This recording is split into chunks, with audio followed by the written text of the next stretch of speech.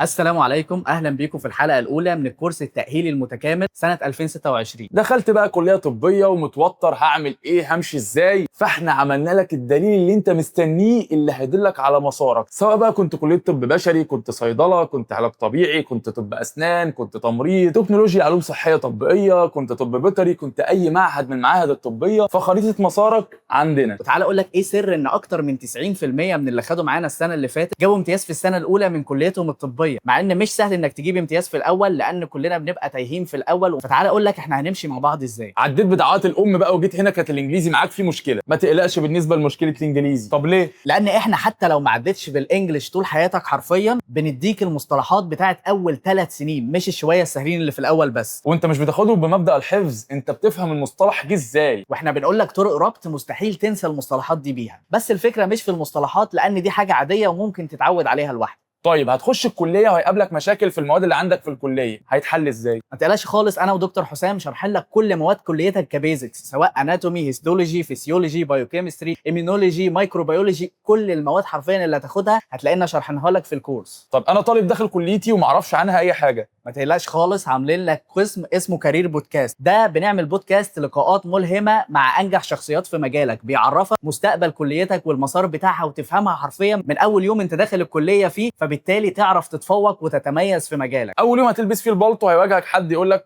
خد اقرا التحليل ده. عاملين لك قسم يا دكتور حسام اسمه المهارات او السكيلز، زي انك تقرا اي تحليل يجي قدامك بكل سهوله. طب داخل الكليه ومتشتت بقى، اذاكر ازاي؟ طرق المذاكره.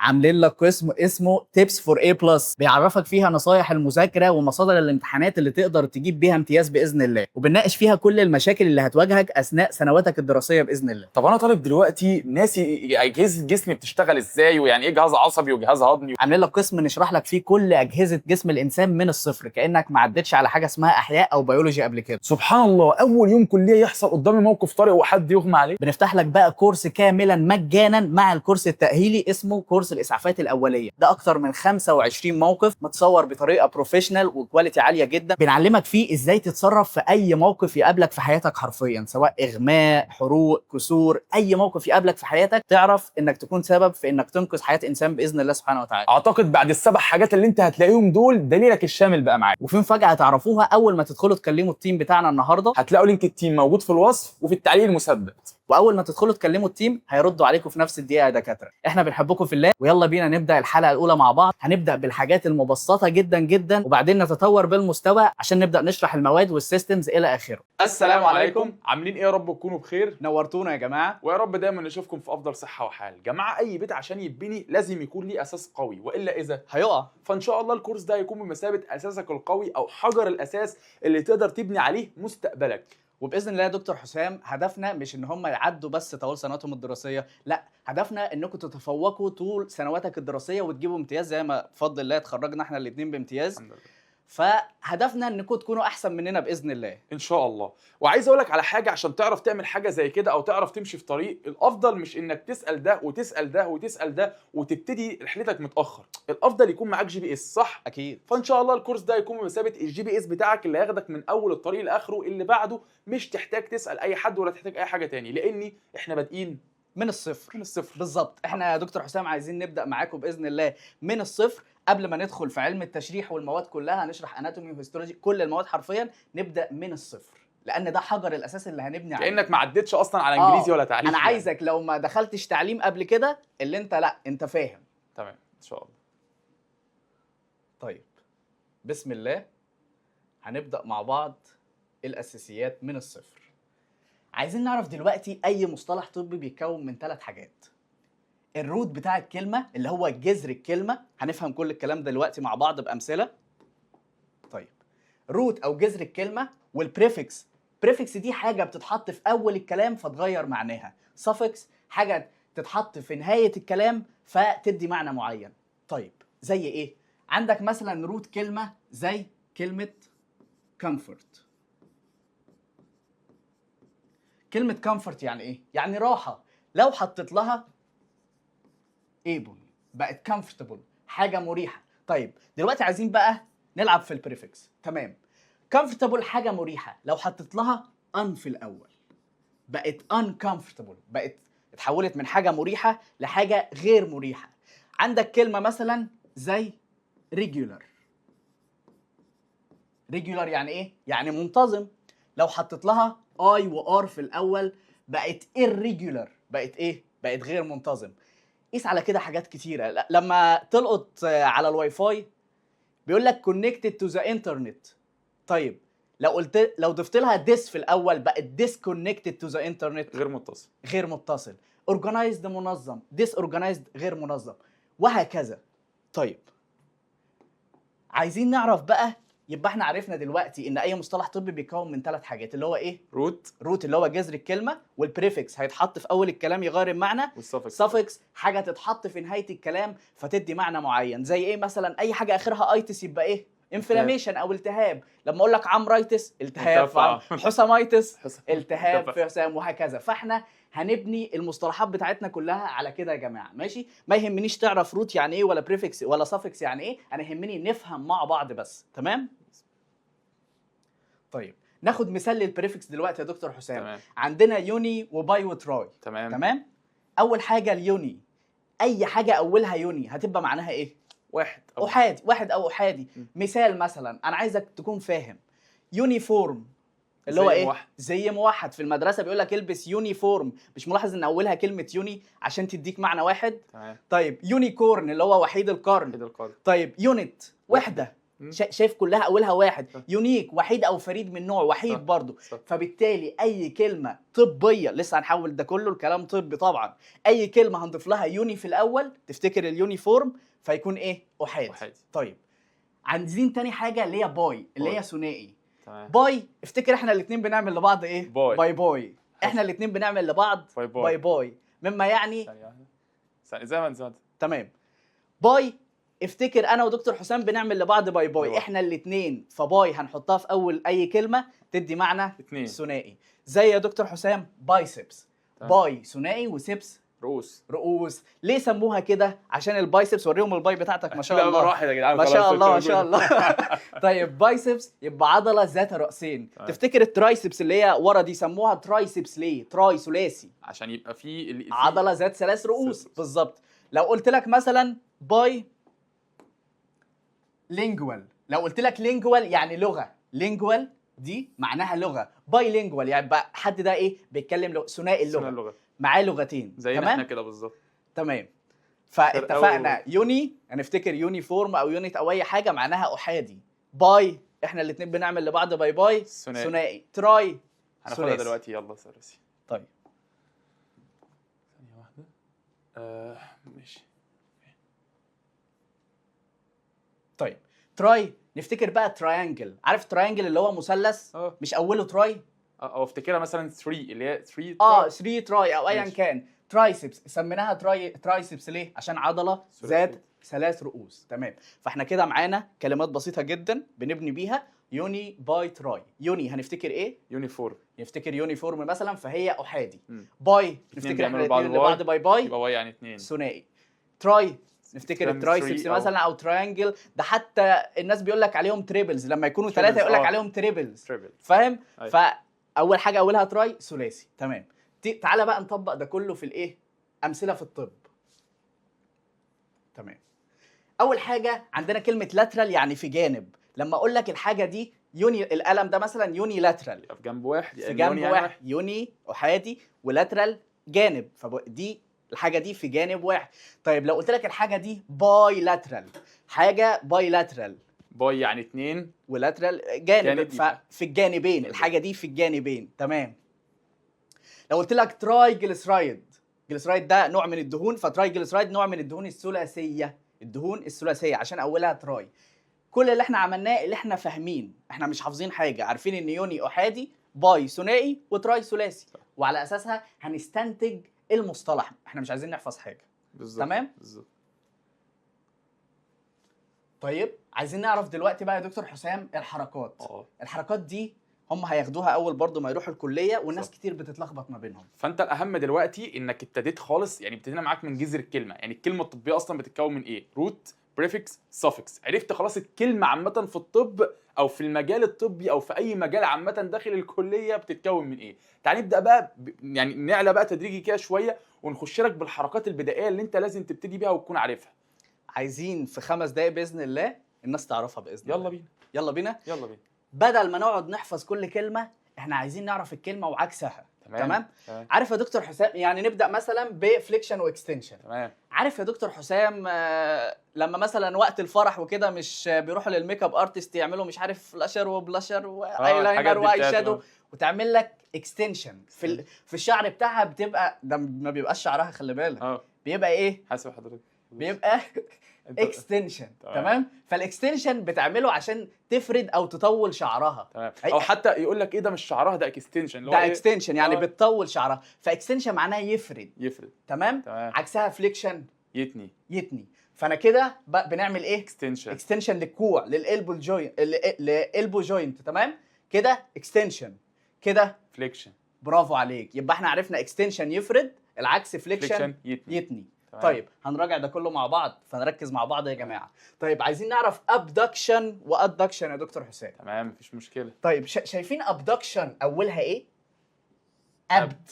تحسك بتقول ابعد. صح. ابدكشن اولها ابد، ابعد. ابعد. طب ادكشن اولها ايه؟ اد. بنعمل لحد اد على الفيس ليه؟ عشان نقرب المسافات. الله ينور عليك. فاد قرب. مما يعني لو عملنا كده ابدكشن، انا كده ببعده عن جسمي، ببعد دراعي عن جسمي كده ابدكشن كده ادكشن. طب تعالى نعمل لهم تيست. احنا قلنا دلوقتي ان ابدكشن، افتكر ابعد. فاحنا مثلا دلوقتي لو عملنا كده دي حركه ابدكشن اولها ابعد. طيب لو عملت دراعي كده ابدكشن اولها قرب. تمام. ولو عملنا كده فليكشن عكسها اللي هو بتاع افرد اكستنشن. تمام جدا.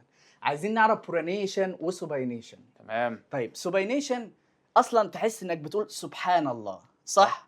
سبحان الله على كل شيء. ولكن بص، سبحان الله كده سوباينيشن. طب العكس برونيشن. كده مش انت بتقعد تعمل سبحان الله كده وانت عامل ايدك كده، فكده سوباينيشن، كده برونيشن. تمام يا دكتور حسام. عايزين نأكد عليهم. تمام مفيش مشكله، لانهم بص بنوفر عليهم الوقت. تمام. طيب يا دكتور حسام يلا نعمل الحركات مع بعض. يلا عادي. يلا نعملها كده، خليها كده عشان يبقوا شايفين. طيب عشان يبقوا شايفين. ماشي يلا. طيب ها، فليكشن، اكستنشن افرد، ابدكشن ابعد، ابدكشن ابعد، ادكشن قرب. طيب سوباينيشن، سبحان الله سوباينيشن عكس برونيشن. تاني يعني انا خلي بالك ايديا لو كده انا عملتها كده، انا عملت سوباينيشن لان انا بعمل اهو سبحان الله افتكروها كده. طيب انا عملت كده. عايزين نوريهم كل الحركات 3 دي باذن الله. تمام. عشان برضو يتعودوا على شكلها. طب يلا بينا نوريها لهم 3 دي وتقدر انت تجاوب بنفسك من دلوقتي. يلا بينا. طب يلا بينا كده. مش هنبداها معاكم كمان نوريكم 3 دي انيميشن، لا احنا كمان هنبدا معاكم بكويز. ما لازم بقى يتعودوا. ماشي. السنه كلها بالذات. فيلا بينا هنعمل الحركه قدامكم وانت المفروض تقول ايه هي. طب يلا. دراعه كان قريب وبعدين شوف كان قريب وبعدين بعد. تاني اهو دراعه كان هنا وبعد كده. تمام. فبيقول لك بقى what is the name of this movement.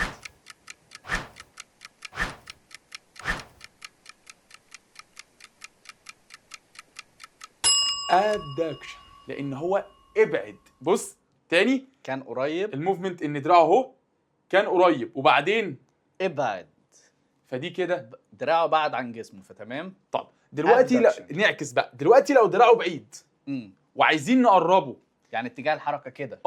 فالحركه دي هتكون ايه؟ احنا بنعمل لحد adduction. يبقى دي adduction. يبقى تاني تمام. دلوقتي دراعه قريب وعايزه يبعده كده، الحركه دي هيكون اسمها اهي.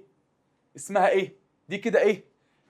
abduction، ابعد. طب دراعه كان بعيد اهو وعايز بقى يقربه، اللي هي adduction اهي. تمام. يبقى في اي مشكله معاك في الموفمنت اهو؟ لو دوسنا كده مفيش اي مشكله. كده اهو abduction بس هو كده adduction. تمام مفيش اي مشكله. طب يلا بينا بقى نشوف كمان 2 موفمنت معانا. يلا بينا. بس برضو نفس الشيء هنعمل كويز. طيب هنعمل قدامكم دلوقتي موفمنت وانت المفروض تقول اسمها. ركز معايا. هو دلوقتي قوه عامل كده وهيعمل ايه؟ بص يعني كوعه متني وبعدين هيبدا يفرده. يفرد. طب تاني نوريهم الموفمنت تاني عشان يعرفوها. دلوقتي تمام. كوعه متني اهو، وبيعمل ايه دلوقتي؟ يفرد. يبقى what is the name of this movement؟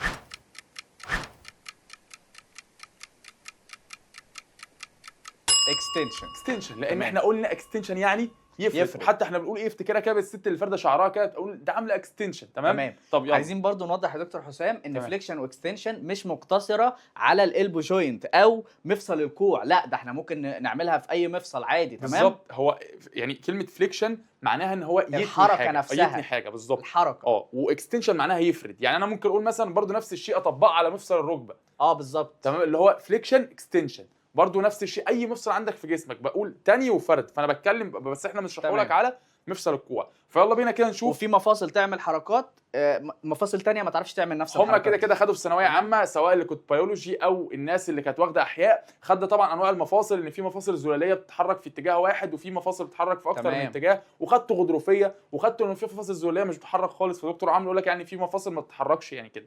تمام. يلا بينا نشوف كده اهو الموفمنتس مع بعض. ده كده بيتني، فكده ايه؟ فليكشن. يفرد. اكستنشن. يتني. فليكشن. يفرد. اكستنشن. طب تعالى نشوف الاثنين اللي بعده. يلا بينا.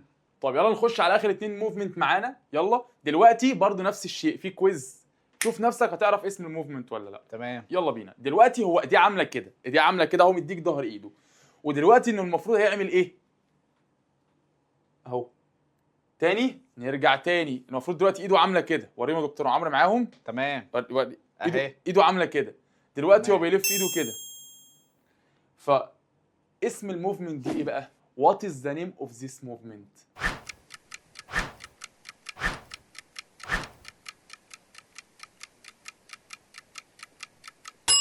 سباينيشن. لان هو بيعمل ايه اهو، هو كان ايده كده وقلنا بيعمل كده، افتكرها بنقول سبحان الله سبحان الله سبحان الله، بتسبح تبقى عامل ايدك كده. فافتكر ان هو لو ايده كده وعملها في وضع التسبيح كده يبقى تسبيح سباينيشن. يبقى دي. لكن لو عمل كده برونيشن. فيلا بينا نشوف كده. يعني مثلا بص كده معايا، هو دلوقتي كده اهو عمل ايه؟ كده سباينيشن، كده برونيشن، باين ظهر ايده كده. سباينيشن كده برونيشن. تعال نرجع بقى بينا على الملف بتاعنا. كده انت خلاص خلصنا حجر الاساس بتاع الكلمات. عامه بقى معاك مفتاح اي كلمه طبيه بتتكون من كذا وكذا وكذا، او جذور الكلمه بتاعها بيكون ايه. وادي حجر الاساس بتاعك في اي حركه هتعملها على مسار الطب كله. يبقى انت كده خدت حجر الاساس بتاع الحاجتين. طيب انت محتاج تكتب ورانا الكلام ده؟ لا والله، انت لو كلمت التيم اساله على البي دي اف هيديهولك. تمام، وموجود على الجروب بتاع الكورس، فانت مش محتاج تكتب ورانا. تمام. مصطلحات اول 3 سنين اصلا موجوده برضو مع كل حاجه موجوده. يلا. طيب معلش مراجعه خفيفه كده بسيطه. طب نتاكد ان كله معانا. طب يلا. قلنا يوني معناها ايه؟ يعني واحد. احادي. افتكرنا يونت ويونيفورم اللي هو زي واحد في احادي. قلنا باي 2. باي يبقى 2. طيب قلنا تراي 3. 3. تمام. طيب قلنا برضو الحركات، قلنا اكستنشن ايه؟ يفرد. العكس فليكشن يتني. تمام. قلنا ابدكشن ابعد. طب قلنا ادكشن قرب. برافو عليك. طيب قلنا السوباينيشن اللي هو كده سبحان الله سبحان الله. قلنا كده برونيشن. تمام. هنكمل برضو باقي الحركات. يلا بينا. عايزين برضو جزء الاساسيات فيه برضو شويه حاجات عايزين نعرفها مع بعض. عايزين نعرف كلمه ميجالي. احنا عرفنا يوني وباي وتراي دول كانوا بريفكس يعني بيتضافوا في اول الكلام. عايزين نعرف بقى شويه سافكس برضو. سافكس زي حاجه تتحط في نهايه الكلمه تديها معنى معين. كلمه ميجالي هنحطها في نهايه اي كلمه معناها التضخم. تمام. لو قلنا حسام ميجالي، تضخم في حسام. لو قلنا كارديو ميجالي، كارديو اي حاجه اقول لك كارديو يبقى ريليتد تو ذا هارت، يعني متعلقه بالقلب. كارديولوجيست دكتور قلب. اي حاجه كده هناخد دي برضه. دي ليها محاضره لوحدها. فكره اصلا المسميات ليها محاضره لوحدها. فلما اقول لك كارديو ميجالي تضخم في القلب، انا عايزك تعرف كلمه ميجالي بس. تمام. نورمال وحاجه انلارجد يعني حاجه كبيره. لما اقول لك هيباتو ميجالي، هيباتو كبد، دي هنعرفها مع بعض بعدين. تمام. هيباتو ميجالي يبقى تضخم في الكبد. عايزك بس تعرف ان معناها تضخم. تمام. فميجالي احنا عايزين ماني ميجالي، يعني عايزين تضخم في راس المال يا رب. تمام. سبلينو ميجالي، سبلين طحال، ميجالي تضخم يبقى تضخم في الطحال. تمام. مفيش فيها اي مشكله. تمام. كذلك برضو نعرفهم دلوقتي كلمه ايتس لما تتحط في نهايه اي كلمه معناها التهاب. فلو قلت لك هيباتايتس التهاب في الكبد. تمام. بيريكاردايتس يبقى التهاب في الغشاء المحيط بالقلب. تمام. وهكذا. تمام. فايتس في نهايه اي يبقى كلمه. احنا كده قلنا لك الكلمه بتتكون من ايه، واديناك امثله للبريفكس والسفكس. تمام. عايزين كلمه فوبيا. اصلا بيقول لك ده الشخص ده عنده فوبيا من كذا، صح؟ يعني بيخاف من حاجه معينه، صح؟ صح. ففوبيا يبقى بيخاف من حاجه معينه. طيب هيدروفوبيا يبقى الشخص ده، لما اقول لك الشخص ده عنده هيدروفوبيا يبقى بيخاف من الميه. اصلا حتى الميه اسمها ايه؟ H2O، هيدروجين، يعني بتتكون من ايه؟ من هيدروجين هيدروجين واكسجين. تمام. فالهيدروجين، فافتكر هيدروجين يبقى هيدروفوبيا، افتكر ال H2O، فبيخاف من الميه. تمام. خلي بالك احنا بنعمل طرق ربط حرفيا مستحيل تنساها. احنا بص بقى لنا 6 سنين وفاكرينها. صح. تمام. لما اقول لك فوتوفوبيا، فوتو انت بتاخد صوره. تاخد صوره بايه؟ تاخد فوتو صوره. آه. فوتوفوبيا بتاخد صوره فلاش. بفلاش. آه. تاخد صوره بفلاش. فلاش. فافتكر لما تاخد الفوتو بالفلاش فالشخص ده بيخاف من الضوء، اكيد مش هيخاف من الصوره. في ناس فعلا مثلا لو هيخاف من شفت الضوء. دول عملت كده كده عارف اللي هو الناس دي هي دي اللي عندها تمام. فوتوفوبيا. فونوفوبيا يبقى بيخاف من الاصوات، خصوصا الاصوات العاليه. حتى اولها ايه؟ فونو. احنا بنتكلم في الفون، مش بنعمل صوت. صح. مش احنا واحنا بنتكلم في الفون، مش انت بتتكلم بصوت. تمام. عارفين مثال يا شباب على فكره الناس اللي بيخافوا من الاصوات العاليه. مش عارف، في ناس اتفرجت على مسلسل من سنه او سنتين اللي هو كان بتاع احمد سعد، كان عنده ابن كده كان عنده تعب نفسي يعني، وكان لما بيسمع صوت عالي كان بيفضل يعمل كده وبيخاف. هو ده الناس اللي عندهم فوبيا من الاصوات العاليه. فونوفوبيا. تمام. فافتكر فونو بتتكلم في الفون، في السبيكر كده بتتكلم بالصوت فبتخاف من الاصوات. فوتو افتكر وانت بتصور بتطلع فلاش، الفلاش اللي هو ضوء يعني، فبتخاف من الضوء. هيدرو افتكر ال H2O فبيخاف من الميه. تمام كده. يلا بينا. تمام. يلا بينا. سوري. طيب عرفنا نفرق ما بينهم ازاي. عايزين كلمه هايبر وهايبو. ماشي، تعال نبدا كده بهايبر وهايبو. انت ما بتشوف حد مهايبر او حد بيعمل اكتيفيتي زياده عاليه جدا وعمال يتنطط اقعد يا ابني، ده انت مهايبر. فمهايبر معناها في عنده زياده يعني معدل الطبيعي عامه بقى. تمام. لكن هايبو عكسها يبقى في نقص. طيب تعال نشوف ندي امثله عشان ما نخشش في تفاصيل كتير من غير ما تفهم. يبقى هايبر معناها انكريز زياده، هايبو معناها ديكريز اللي هو نقصان. كان عندنا غده بنقول عليها باتر فلاي ان شيب او شبه ايه؟ شبه الفراشه. كان اسمها الغده الدرقيه، والناس اللي كانوا بياخدوا بيولوجي كان اسمها الثيرويد. هي حتى اتسمت ثيرويد لانها شبه الدرع. ثيرويد معناه درع، فهي فعلا شبه الدرع. المهم الثيرويد دي الغده الدرقيه. فانا دلوقتي لو تفتكر كان عندي المريض ده كان بيبقى عنده زياده في نشاط افراز الغده الدرقيه. فلو عايز اقول المريض ده عنده زياده في نشاط، احنا قلنا عنده زياده نشاط يعني هايبر. فقلنا ثيرويد يعني غده درقيه، هايبر يعني زياده. فلو عايز اضمها مع بعض هقول عنده هايبر ثيروديزم اللي هو زياده في نشاط الغده الدرقيه. طب عايز اقول عنده نقص في نشاط الغده الدرقيه، هايبو، يبقى هايبو ثيروديزم. عشان بعد كده طب ايه الفايده من هنا يا دكتور؟ برضو يعني ايه اقول لك، ما احنا لسه كنا بنقول لك ان الكلمه روت وبريفكس وسافكس. انا مهم عندي تعرف البريفكس كويس قوي، لان انت كده اصلا قدام هتبقى عارف يعني ايه ثيرويد.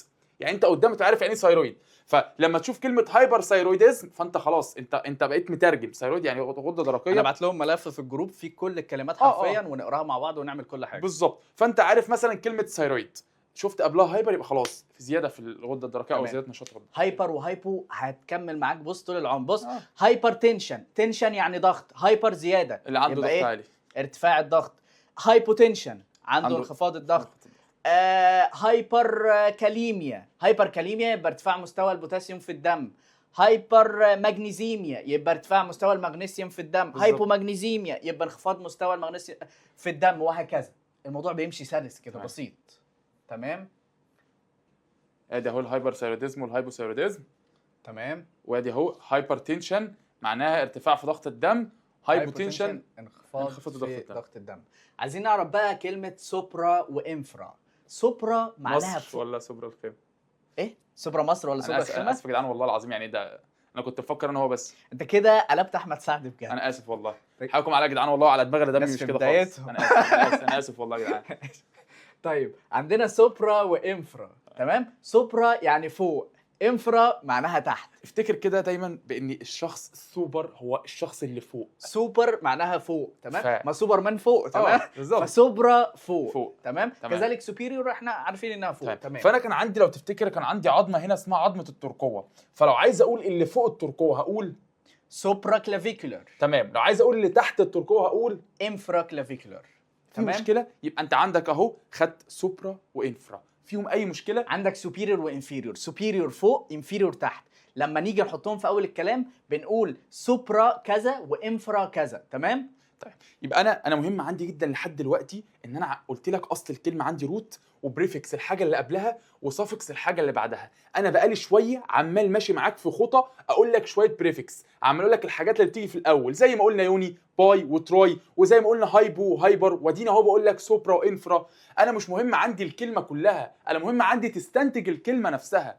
دي الفكره، دي بقول لك ده، عشان كده بقول لك ده حجر الاساس. حرفيا 5 حصص كمان او من 4 ل5 حصص هتلاقي نفسك بتقول ايه الهبل ده، ايه الهبل ده. لان الناس اللي كانوا في بيولوجي عارفين ان دي اسمها كلافيكل اللي هي الترقوه، فهو شاف مثلا الكلمه دي سوبرا هو عارف فوق، وكلافيكولار يبقى خلاص اللي فوق الكلافيكل اللي هي فوق الترقوه. تمام. وهنعرف كل حاجه مع بعض بسهوله باذن الله ان شاء الله.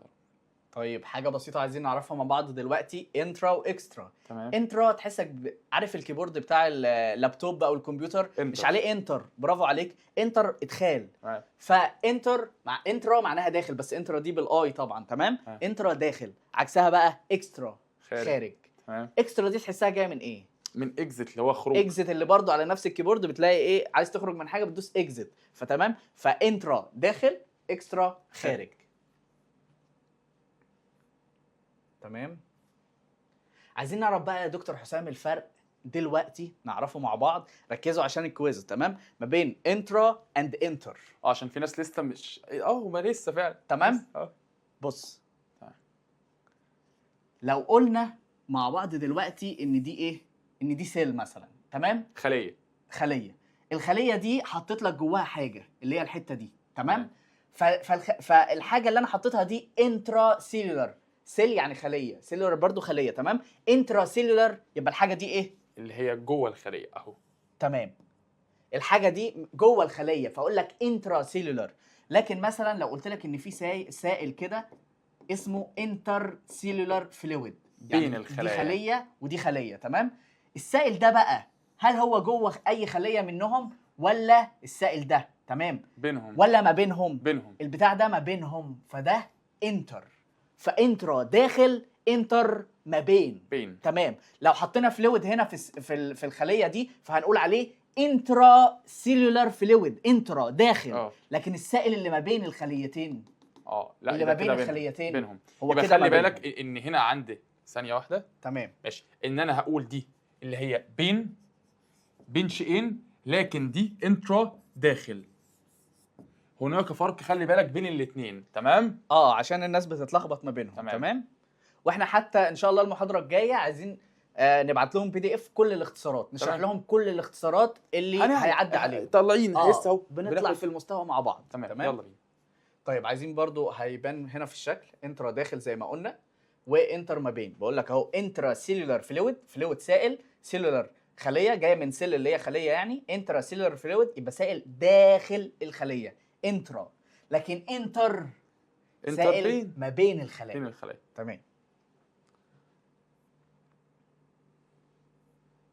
طيب عايزين نعرف بقى دلوقتي مع بعض تاكي وبرادي. تمام. استكمالا لايه؟ استكمالا اللي احنا عمالين نقول بريفكس اللي هي حاجات قبل الكلمه بتيجي. تمام. بيبقى ليها معنى. تمام. طيب يلا بينا. احنا قلنا اصلا اي حاجه كارديو او كارديا او كارديو، اي حاجه كارديو يبقى ريليتد للايه، للهارت اللي هو القلب. تمام. فلما اقول لك بقى عايزين نحط قبلها تاكي او برادي. تعالى كده ناخدها بسرعه ونديهم سكيمه بسيطه. تمام. انت لو حد كده هادي كده في نفسه وبطيء بتقول عليه بارد، صح؟ بارد. طيب فانا عندي هنا لما اقول برادي كارديا، احنا قلنا كارديا جايه من كارديو اللي هو القلب. برادي احنا قلنا برادي افتكرها بالبارد او بالراحه. برادي بالراحه يعني اما بارد يا بالراحه. تمام. فيبقى دي ايه؟ برادي بالراحه. فتلاقي ان ضربات قلبه ماشيه كده او في عنده نقص في معدل ضربات القلب، برادي كارديا. لكن لو واحد عنده زياده هقول عنده تاكي كارديا. يبقى خلي بالك انا مهم عندي اعرف الجزء ده اللي هو قلنا بريفكس، اللي الجزء اللي قبل الكلمه دي بتكون الكلمه الاساسيه، ده الجزء اللي قبلها.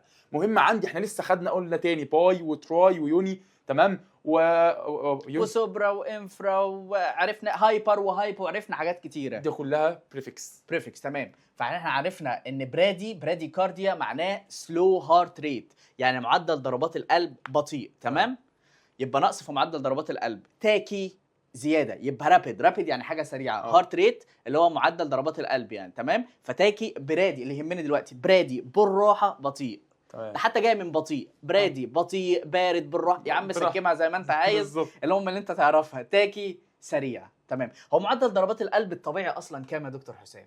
من 60 ل 100. صح. ده النورمال هارت ريت. لو زاد عن كده لو بيزيد عن كده بقى طبعا ممكن ادرينالين يزود لك معدل ضربات القلب. ممكن انت بتجري دلوقتي يزيد عادي جدا، في حاجات كتير بتزود. تمام. طيب. حتى هنا برضو قال لك النورمال هارت ريت دي اتش ار اللي انت بتبقى لابس سماعه وتشوف. تمام. من 60 ل 100 دي بي بي ام، بيت بير مينت. تمام. يعني ضربه في الدقيقه يعني. تمام.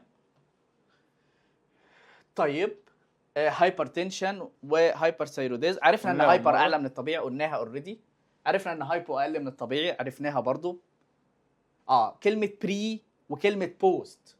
اوبريشن يعني عمليه يا دكتور حسام. تمام. لما اقول لك الحاجه دي حصلت، يعني مثلا المفروض تغسل ايدك وتتعقم وما اعرفش ايه، بري اوبراتيف. بري اوبراتيف يعني قبل العمليه. لكن لما اقول لك في مضاعفات مثلا حصلت، بوست اوبراتيف. بوست بعد. حلو. حلو. بوست بعد. احب الحركه الحلوه. بوست بعد. تمام. ماشي. احنا هنتعوق في الكلام كتير، بس ده كله صدقني مش هتنساه. تمام. يبقى بري قبل، بوست بعد. ماشي. ندخل مع بعض دلوقتي بقى في الاتجاهات. هنبدأ شرح. تمام. نبدأ شرح. اتأسسنا مع بعض شوية، هنكمل أساسيات طبعا في الكورس، ولكن عايزين نبدأ شرح بقى مع بعض ونفهم كل حاجة بمنتهى البساطة. يلا بينا. تمام. هتحس في الأول إنها صعبة، ولكن في نهاية المحاضرة تقول إيه الهبل ده. بالظبط. أنا عايزكم توصلوا تقولوا إيه الهبل ده. تمام. بالزبط. ده الهدف بتاعنا. يلا بينا. طيب بسم الله. عايزين نعرف بقى أول حاجة الاناتوميكال بوزيشن. اناتوميكال بوزيشن الوضع التشريحي لجسم الانسان، اللي هنشرح فيه جسم الانسان دلوقتي ونعمل كويزات.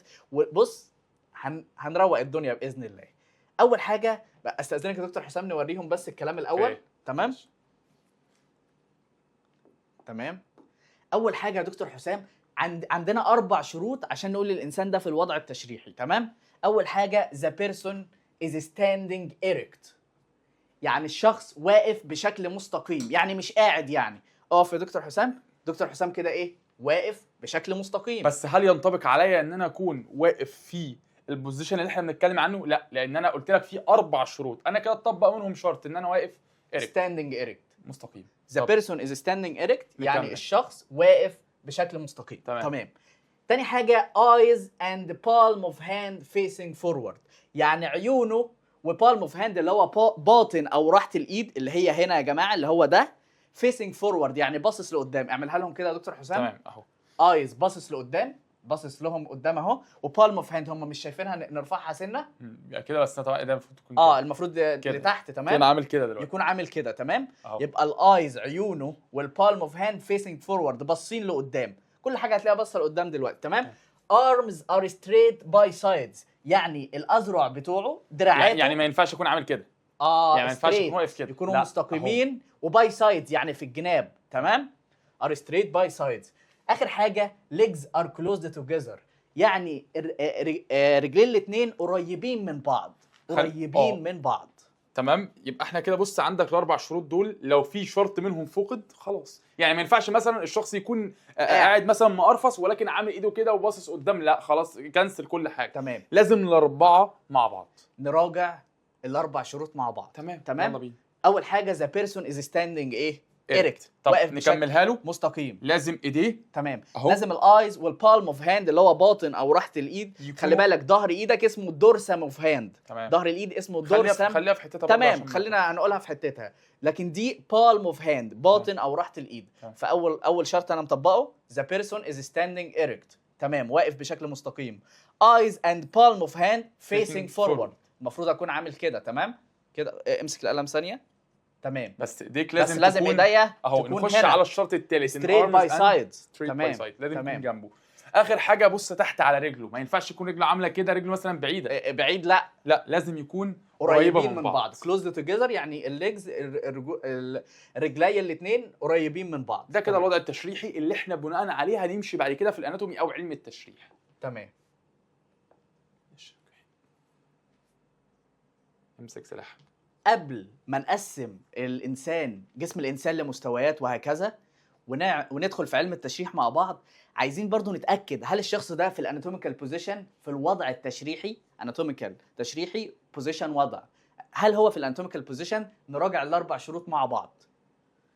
The person is standing erect، واقف بشكل مستقيم. تمام، اول شرط done. تاني شرط eyes and palm of hand facing forward، العيون بتاعته وباطن او راحة الايد بتاعه باصين لقدام. ايوه، تاني شرط تمام.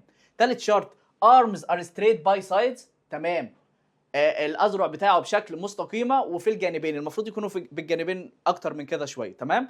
رابع حاجه ضن. تمام.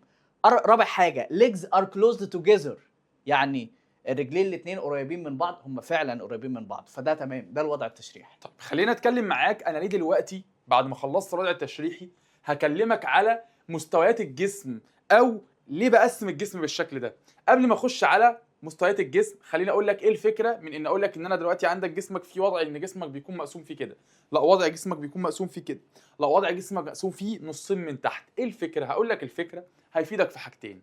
في الطب الشرعي ان حضرتك لما بتيجي مثلا جالك حد متوفي ويقول لك هيخش المشرحه عشان يشرحوه، احنا لما بنيجي نشرحه بنشرحه بوضع من الاوضاع اللي احنا هنقولها لك دلوقتي دي على حسب الاصابه بتاعته. مثلا هو دلوقتي مصاب، الاصابه بتاعته كانت هنا قريبه من القلب، فانا دلوقتي هخش بالوضع ده. طب دلوقتي الاصابه بتاعته كانت جوه في البطن، هخش كده. فانا عشان كده اول حاجه في استخدامات الطب الشرعي طبعا لما باجي اقول لك اعمل كذا بقول لك والله اقطعه في الوضع كذا. ده واحد. اتنين، لما بتيجي تكتب اللي هو يقول لك ايه، اكتب تقرير حد جاي لك في الطوارئ متعور، حضرتك مثلا واخد تعويره في وشه كده، فانت لما تيجي تكتب تقول والله ان التعويره في وشه بالوضع الفلاني اللي هو كده، لا والله التعويره في وشه ترانسفيرس او اللي هو بشكل عرضي كده. فدراسه مستويات الجسم هيفيدك في الفاظك بعد كده، تقول التعويره كده، لا التعويره كده، لا التعويره كده. فيلا بينا نبدا. بسم الله الرحمن الرحيم. مستويات الجسم. بسم الله. عندنا 3 مستويات يا دكتور حسام. عايزين نبدا باول حاجه ساجيتال بلين. بلين يا جماعه يعني مستوى، تمام؟ ما تقولوش بلان دي خطه، تمام؟ لكن هو ساجيتال بلين. تمام. اي مستوى هيقسم لي الجسم يمين وشمال قول عليه ساجيتال. اي مستوى يقسم لي الجسم يمين وشمال هنقول عليه يا دكتور حسام ساجيتال. هنقول عليه ساجيتال. تمام. خط في النص بيقسم الجسم يمين وشمال. عايزين نعرف بقى نوع المستوى ده ايه، ساجيتال ايه برضو. لو الخط ده في النص بالظبط معناه ان الجزء اليمين قد الجزء الشمال، صح؟ هو كده كده طالما قسمه يمين وشمال هنقول عليه ايه؟ ساجيتال. لو هو في النص بالظبط هنقول عليه ميد ساجيتال او ميديان. هنقول عليه ميد ساجيتال او كلمه اسمها ميديان. تمام. طيب لو الخط قسمني مثلا من الحته دي، فالحته اليمين مش قد الحته الشمال، يعني unequal parts equal halves مثلا، معناها النصين متساويين. unequal معناها غير متساويين. لو هما مش متساويين هنقول عليه ايه؟ لو هما مش متساويين هنقول عليها بارا ساجيتال. بارا اصلا يعني جانبي، تمام؟ هنقول عليه بارا ساجيتال. فالمستوى قسم لي الجسم يمين وشمال ساجيتال. هل الجزء اليمين قد الجزء الشمال؟ ميد ساجيتال او ميديان. الجزء اليمين او الشمال مش قد بعض عامه نقول عليه بارا. يبقى كده خلاص خرج بره النصين، يبقى قسم نصين لكن مش متساويين. تمام. فاحنا كده عرفنا اول مستوى. لو لاحظنا يا جماعه هنلاقي الخط ده بيقسم لك الجسم يمين وشمال ومتساويين، هنقول عليه ايه؟ ميد. هو طالما يمين وشمال ساجيتال، طالما في النص ميد ساجيتال او ميديان. تمام. حتى ده برضو على فكره في كويز 3 دي كمان شويه، فنركز مع بعض. تمام ماشي. حتى ده شايف الجزء الابيض والجزء اللبني ده، تمام؟ هل المستوى ده جايبه لك بس بشكل جانبي 3 دي كده، تمام؟ قسمه لك برضو يمين وشمال. المستوى ده قسمها لك لجزء يمين وجزء شمال، فهنقول عليه ميد ساجيتال او ميديان برضو. طيب عندنا بقى الخط ده يا جماعه قسم لي الجسم برضو يمين وشمال. تمام. يبقى اسمه ايه؟ ساجيتال. ساجيتال. طب الجزء اليمين قد الجزء الشمال، هل دول نصين متساويين؟ لا، فاسمه بارا ساجيتال. تمام، ممتاز جدا جدا. نروح بقى للكورونال بلين. اتفضل يا دكتور حسين. الكورونال بلين ده برضو مستوى جسم، ولكن ايه الفرق بينه وبين الساجيتال؟ هقول لك سهله جدا. الساجيتال، تعالى يا دكتور عمرو باذنك. الساجيتال اهو كان بيبقى كده، بيقسم الى نص يمين ونص شمال، صح؟ وقلنا لو متساويين يبقى كذا، ولو غير متساويين يبقى كذا. لكن انا لو جيت قسمت كده، يعني قسمت، خليها من الحته دي ماشي. عشان تبان. تمام، قسمت الجسم كده اللي هو جزء قدام وجزء ورا. افتكرها كده، قدام كورونال، قدام جزء قدام وجزء وجزء ورا، ورا، يبقى قدام كورونال. تمام. يبقى انت بص اهو، الكورونال بلين هو قسم لك الجسم الى جزئين برضه، ولكن جزء قدام وجزء ورا. في مشكله؟ عرفت ايه الفرق بين الكورونال والساجيتال؟ كلام جميل. طيب اهو ادي اهو، ده نفس الشكل برضه، ولكن جابوا لك ايه في شكل اللي هو 3 دي انيميشن، اللي هو شكل 3 دي. كأنك جيت قطعته. قطعته نصين اهو، نص الابيض قدام والاحمر ورا. جزء قدام وجزء ورا. تمام. ليه يا جماعه ما بنقولش ميد كورونال؟ عشان ليه؟ هو اصلا النصين مش زي بعض، يعني اعضائك اللي قدام غير اعضائك اللي ورا. غير اعضائك اللي ورا، فعشان كده ما بنقولش ميد كورونال. تمام، غالبا يعني. طيب، فاحنا عرفنا كده لحد دلوقتي المستوى، لقيناه قسم الجسم يمين وشمال ساجيتال، في النص بالظبط كورونال. ميد ساجيتال. ميد ساجيتال او ميديان. تمام. طيب قسم لي لجزء قدام وجزء ورا، قدام يبقى كورونال. تمام جدا. تمام. طيب نروح للي بعدها، اسمها horizontal or transverse plane. تمام. horizontal اصلا معناها افقي، مش وانت بتجيب تردد قناه كده ولا حاجه في التلفزيون بيقول لك vertical وهوريزونتال. vertical عمودي او راسي، وهوريزونتال افقي. تمام. فهوريزونتال افقي او ترانسفيرس بلين بيقسم، بص، الجسم لفوق وتحت. شايف الخط ده؟ قسم لي جزء فوق وجزء تحت. بصوا يا شباب هوريكم حاجه، هنا جزء فوق وجزء تحت. انا بحب اعملها ايه، بحب افتكرها بان حرف التي، شايف ترانسفيرس، قسم برضو الجسم. بص افتكرها بحرف التي كده، اللي هو كده برضو قسم الجسم لايه، لنصين، نص فوق ونص تحت. فيبقى عايز تفتكرها كده تمام، عايز تفتكرها كده تمام، يبقى عندك. اتفضل يا دكتور عمرو. تمام. يبقى احنا عندنا يا جماعه لحد دلوقتي، معلش احنا بنبني حجر الاساس اللي هنشرح عليه المواد كلها. صح. تمام.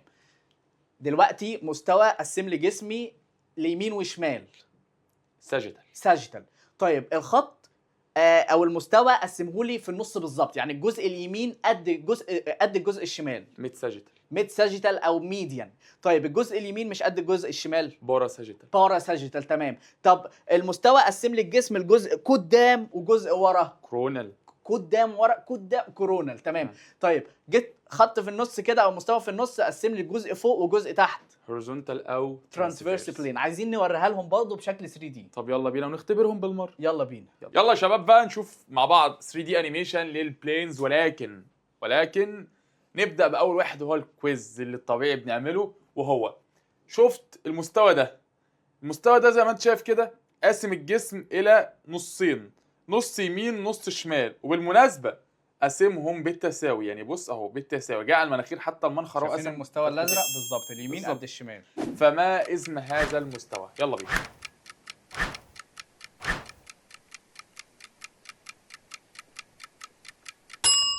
The name of this plane هو ميد ساجيتال. هو مش ساجيتال بس، هو بما انه ساجيتال ونصين قد بعض يبقى ميد ساجيتال. امال لو ما كانش قد بعض، ميد ساجيتال او ميديان ممكن نقول ميديان يعني. لو ما كانش قد بعض كان بارا ساجيتال. كلام جميل وكلام محترم. تمام. نروح للي بعده.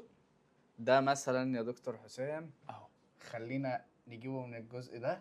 تمام محترم. ده حد اسمه اهو، بس اسمه ايه زي ما انتم شايفين، اسمه شايف جزء قدام، شايف المستوى جاي كده، جزء قدام اللي هو ده، وجزء ايه ورا قدام، يبقى اسمه ايه؟ كورونال بلين. تمام. اللي بعده، شايفين المستوى الاخضر ده؟ افتكرها بحرف التي ده، افتكرها بحرف التي، جزء فوق وجزء تحت، يبقى ترانسفيرس اور هوريزونتال بلين. كلام جميل. تمام جدا. يلا نرجع مع بعض كده بعد ما شفنا 3 دي انيميشن تاني، نعيده تاني مفيش مشكله. يلا كويز.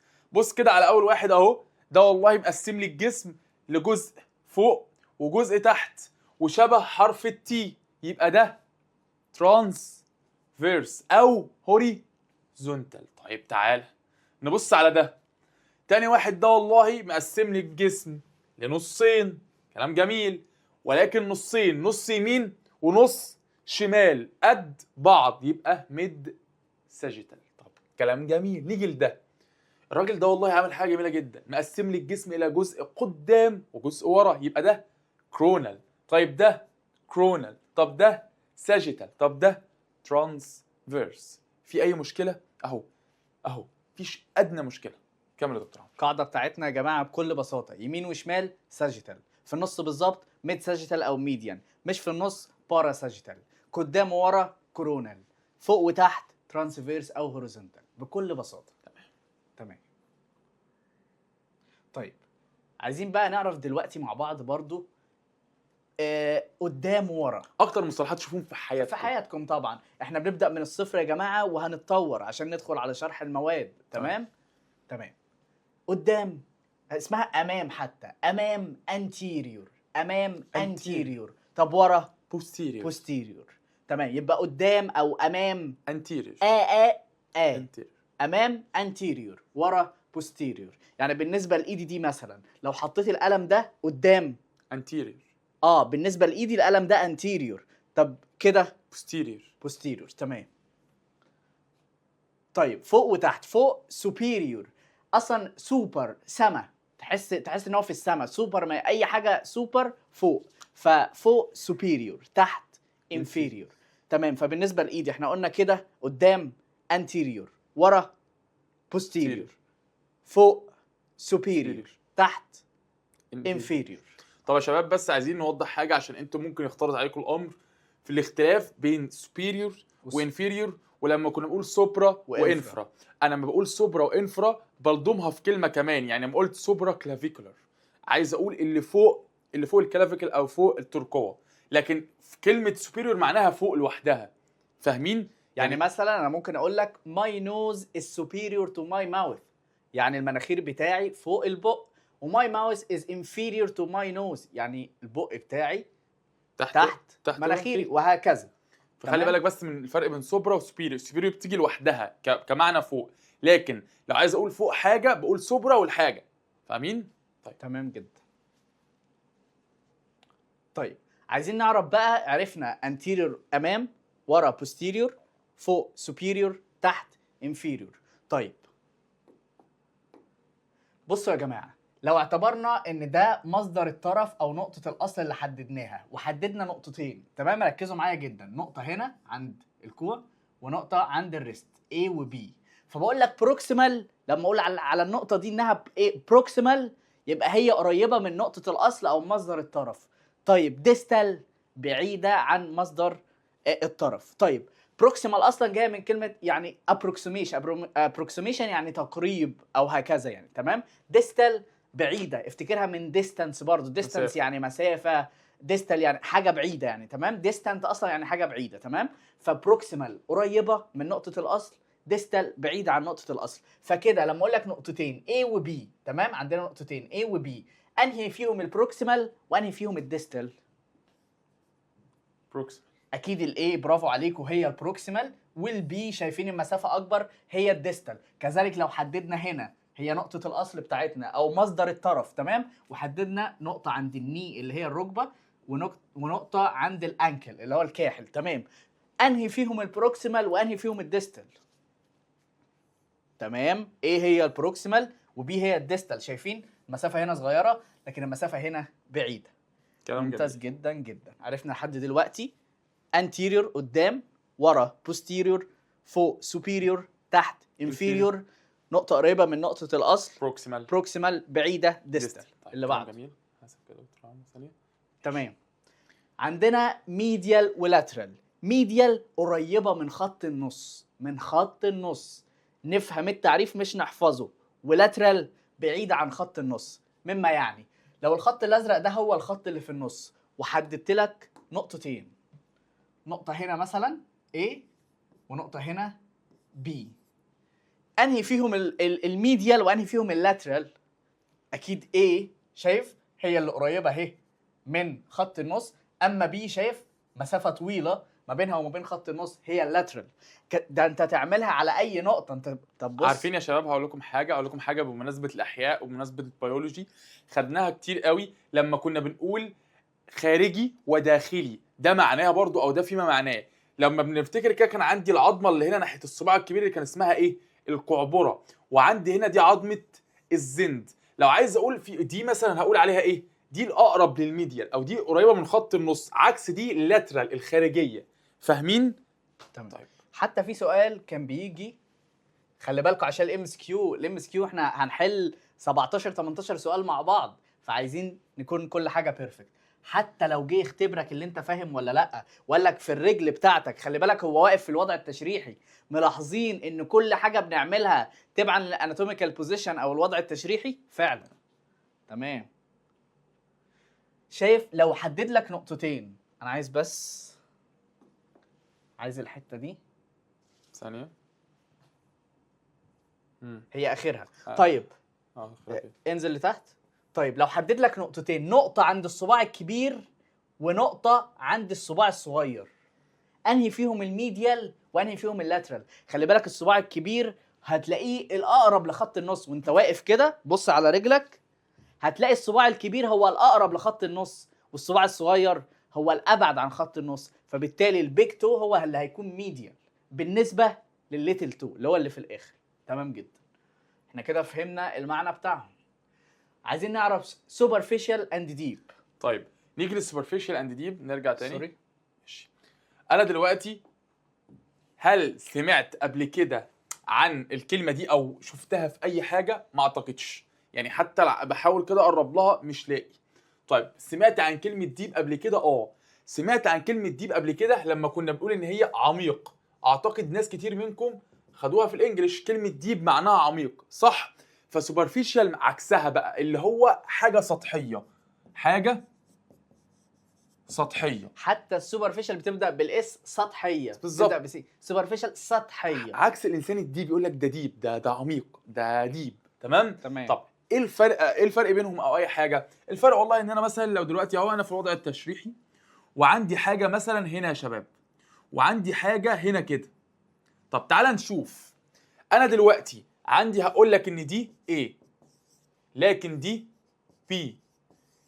مين فيهم سوبرفيشال ومين فيهم ديب؟ مين فيهم عميق جوه ومين فيهم سطحي؟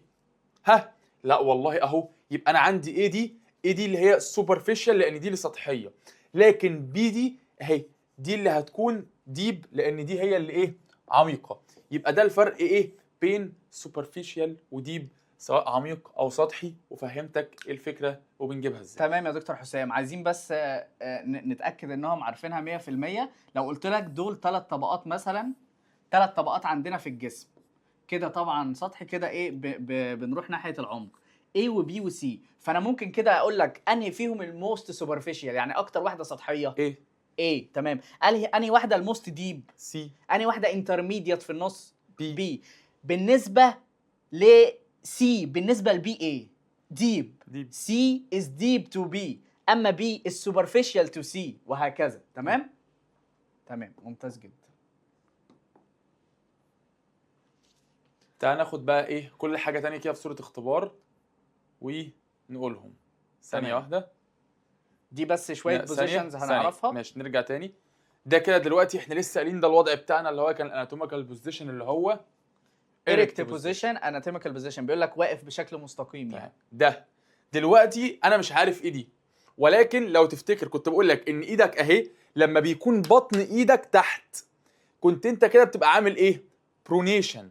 لكن لو انت عامل كده اللي هو بطن ايدك فوق، سوباينيشن. طب ما نفس الشيء. بص الست دي كأن ايدك كده كأن بطنها لتحت، فهي دلوقتي في وضع اهو prone position، يعني لو نايمه على وشها او على بطنها فهنقول الست دي مثلا في البروم بوزيشن. لكن لو نايمه على ظهرها يعني وشها باصص للسماء وبتسبح ربنا بقى اهو سما، افتكر عادي سما بتسبح اهو، يبقى ده supine position. تمام. فعندنا 3 اوضاع بقى للجسم كله. erect position اللي هو تبعا للوضع التشريحي. تمام.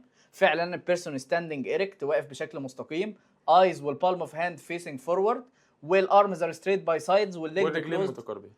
توجذر. تمام. برون بوزيشن، برون دكتور حسام قال لك كانها نايمه على بطنها، برون بطنها، تمام، يبقى ده البرون بوزيشن. اما السوباين بوزيشن كانها باصه لفوق للسماء، طالما وشها باصص للسماء افتكر السوباين بوزيشن. تمام. تمام. ثانيه واحده، بيقول لك يعني بنراجع مع بعض الوضع التشريحي اللي انا قلناه مع بعض. ماشي كمل. تمام. هنا في البرون بوزيشن احنا خلي بالك هتلاقي كلام كتير في المنهج بتاعك، ولكن انت حافظ ولا فاهم؟ انت فاهم، فمهما يحور في المصطلحات انت فاهم. بيقول لك هنا person lying in front with face downwards. face downwards يعني ايه؟ يعني الوش بتاعه تحت. اللي تحت، ما هو نايم على بطنه طبيعي. تمام. بيقول لك person lying on his back يعني نايم على ظهره، تمام، باصص للسماء، يبقى باصص للسماء، يبقى supine position. تمام. ماشي، عرفناه خلاص عرفناه. تمام. هو بص عشان بس لما يجوا يقروا ان شاء الله في المنهج او كده، عايز اعرفك اللي انت فاهم، ومهما يحور في الام اس كيو انت هتعرف تجاوب عادي جدا. بقول لك هنا بس median او sagittal plane a vertical plane that passes through the midline of the body، يعني بيقول لك بيعدي في خط النص بالظبط. dividing it مهمه، دي الحته دي مهمه نركز لهم عليها في الام اس كيو. dividing it into two equal right and left halves مهمه. طيب شباب خلينا نقول حاجه. شايفين المصطلح ده كله؟ هو بيقول لك ان هو قسم الجسم في وضع عمودي وقال لك ان هو قسم الجسم ديفايدنج الى تو ايكوال. خلي بالك ايكوال دي يعني متساويين. قال لك ان هو قسم الجسم لنصين متساويين اهو، يمين وشمال. طب هو لو غير كلمه واحده وجي عند كلمه ايكوال دي وحط لها ان، فبقت اهو نفس الشيء، ان هو قسم الجسم مش عارف ايه، ولكن قسمه الى ان ايكوال، قسموا النصين مش متساويين يمين وشمال. ده البارا ساجيتال. يعني ببساطه يا دكتور حسام لما يجي لهم في الام اس كيو او في الكويز اللي هنحله يقول لك the plane that divides the body into two equal halves، يعني نصين متساويين، هنقول عليه ميد ساجيتال او ميديان. لو قال لك unequal بارا يبقى بارا ساجيتال. تمام. الكلام ده كله اللي يهمني الحته الاخيره، عشان ده اللي بيجي ده طبعا قدام ورا كورونال بلين هيقعد يرغي كتير. تمام. مهمه بقى الحته دي divides the body into anterior and posterior parts، يعني بيقول لك بيقسم الجسم لايه؟ لجزء قدام اللي هو anterior وجزء ورا اللي هو posterior، يبقى اللي هو coronal plane. تمام. خلي بالك انت طول منهجك احنا هنقعد هقول لك الحته دي اللي مهمه. تمام. horizontal او transverse plane. تمام تك تك تك تك dividing the body into upper and lower parts، دي الحته المهمه، بيقسم لك الجسم لجزء قدام، جزء فوق وجزء تحت، upper and lower، horizontal او transverse. طب معلش خليني اقولها لهم دي. ماشي. دلوقتي انا الكوره دي فوق الترابيزه ولا تحت الترابيزه ولا جنب الترابيزه ولا فين؟ فوق، صح؟ طيب وفوق كنا بنقول افتكرها بالشخص السوبر، فلو عايز اقول فوق هقول superior، فبص اهو superior. طب نيجي دلوقتي للكوره. الكوره دلوقتي بالنسبه للترابيزه، صح؟ لان انا دلوقتي بتكلم على الكوره، ها؟ الكوره دلوقتي تحت الترابيزه، فتحت يعني inferior. طيب نكمل. دلوقتي الكوره قدام البوكس، لا هي فوق ولا هي تحت، هي دلوقتي قدام، فكنا نقول امام anterior. كلام جميل. طب هنا الكرة دلوقتي ورا البوكس، فورا البوكس يعني posterior، ورا البوكس يعني posterior. فبص الأربعة دول خلصوا لك كل حاجة. عايز أقول فوق superior، عايز أقول تحت inferior، عايز أقول قدام أو أمام anterior أمام، عايز أقول ورا posterior. أهو في أي مشكلة؟ ممتاز جدا. طيب دي عرفناها اللي هو سوبرا وانفرا. تمام عرفناها دي. بس بيقول لك خلي بالك اللي في النص بالظبط ميديان، لكن قريبه من خط النص هنقول عليها ميديال، بعيده عن خط النص لاترال. لاترال. تمام. ميديال ولاترال. تمام. عرفنا الريليشنز كلها يا جماعه. بالنسبه لايدي القلم انتيريور قدام، ورا posterior، فوق superior، تحت inferior. لو قلت لك دي نقطة الأصل وحطيت لك نقطتين هنا وهنا، النقطة القريبة من نقطة الأصل proximal، النقطة البعيدة distal. لو قلت لك قسمت لي جسم كده لنصين بالظبط، او اللي في النص هو الميديان او خط النص بالظبط، الميد لاين. لو قلت لك نقطه قريبه من خط النص ميديال، لو نقطه بعيده عن خط النص لاترال. وعرفنا سوبرفيشال وديب. سوبرفيشال سطحيه، ديب تمام. عميق. هقول لهم حاجه بمناسبه احنا هنا دلوقتي. شايف ايدك دي كده صح؟ دلوقتي ايدك لو انا عملت كده، انا دلوقتي رايح ناحيه ايه؟ الناحيه الخارجيه، فانا كده ناحيه اللاترال.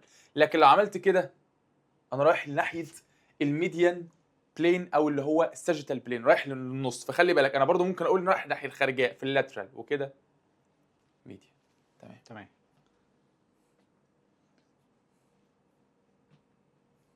بنقول يعني السوبرفيشال والديب اللي دكتور حسام قال لكم عليها، دي سوبرفيشال ودي ديب.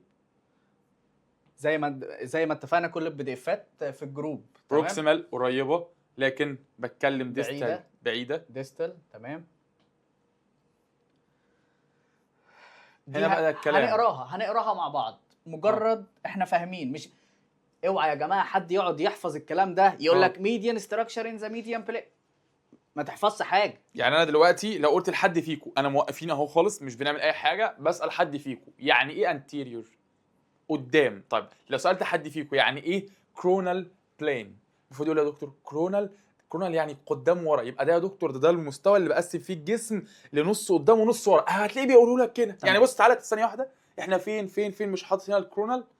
تمام ماشي. لا مش محطوطه ولكن نقرا مع بعض. تمام ماشي. اول حاجه ميديان ذا ستراكشر is in the median plane، يعني في النص بالظبط. يعني بيقول لك في النص بالظبط. بيقول لك medial the structure او الحاجه دي يعني is near to the median plane، يعني قريبه من خط النص زي ما احنا قلنا.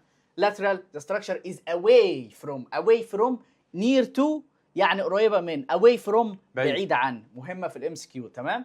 away from the median. تمام. median plane. anterior او ventral، خلي بالك ventral دي بيعملوها بس في الامبريولوجي. هناخدها في الاناتومي براحتنا مع بعض. مع بعض. في الامبريولوجي او علم الاجنه غالبا بيستخدموا ventral اكتر. خلينا في anterior the structure is towards the front، يعني بيقول لك ناحيه قدام. front يعني قدام. تمام. posterior او dorsal the structure is towards the back اللي هو ناحيه الظهر. ما اكيد يعني الظهر ورا. تمام.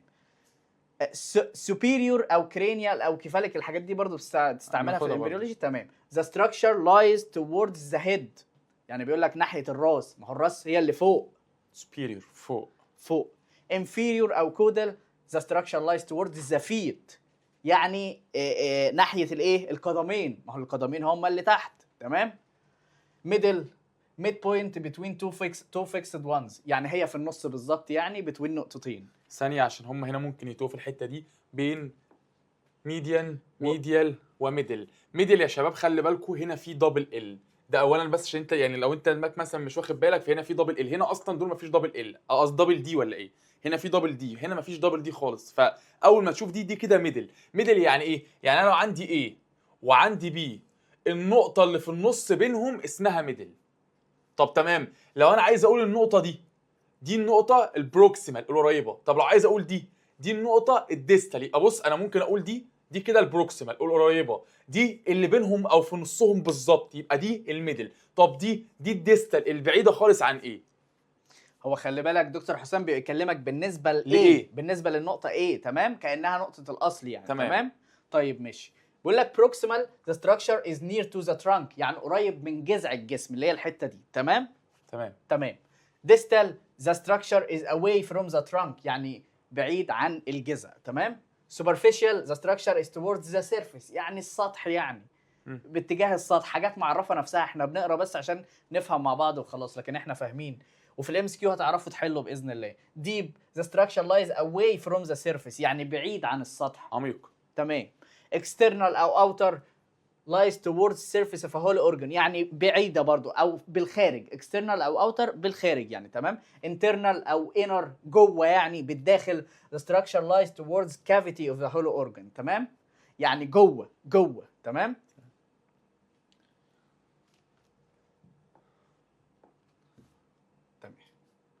بيقول لك يعني كانه داخل التجويف اللي هو جوه. تمام. هنا عرفنا الموفمنت مع بعض. تمام. هو هنا بيقول لك كان مفروده وبعدين تنى الكوع بتاعه فليكشن. هنا بيفرد اكستنشن كده يبعد. هو كده عامل ان هو بيقول لك كده، يعني هو بيعمل ايده كده، فكده ابعد ابدكشن.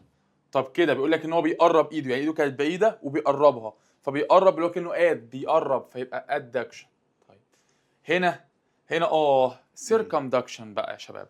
عارفين سيركل يعني دايره، سيركل يعني دايره. فانا دلوقتي انا يا دكتور لا بعمل كده ببعد ولا بعمل كده بقرب، انا بعمل كده، يعني بلف ايدي خلي بالك، بلف ايدي بشكل دائري. شكل دائري جاي من سيركل، فعايز اقول ان انا بلف ايدي بشكل دائري، فهقول ان انا بعمل حركه اسمها سيركمدكشن. تمام؟ كلام تمام. جميل.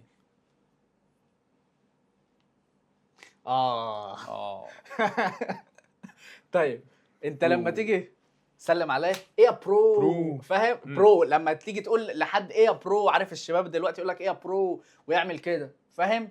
دقنك يتحرك لقدام. ده انك تتحرك لقدام، تمام؟ فدي برو. الحركه دي اسمها برو تراكشن. ايه افتكر ايه يا قلت كده، برو قلت كده، فاهم؟ برو تراكشن. تمام، برو تراكشن. لكن عملت اللي هو يعني رجعت العكس، رجعت دقنك لورا، بص ري، كانك بتقول ترجع، ري. تمام. ترجع دقنك لورا. فبص، برو تراكشن، ري طيب تراكشن. حاسب يا دكتور عشان يبان اتفضل. لهم هنا اهو. يبقى برو بتحرك دقنك لقدام، ري بترجع. طب عايزين نشوفها من عينينا، يلا بينا نشوفها. مش شرط الدقن برضو، يعني بتحرك حاجه ثانية لقدام ثانية نشوفها، وبتحرك حاجه لورا. تمام، نشوفها مع بعض. ماشي يلا. نشوف. دلوقتي هنشوف سوا مع بعض موفمنت وعايزكم تقولوا اسمها. طيب بصوا دلوقتي، هو انا دقنه كده، دلوقتي لو عمل كده، what is the name of this movement؟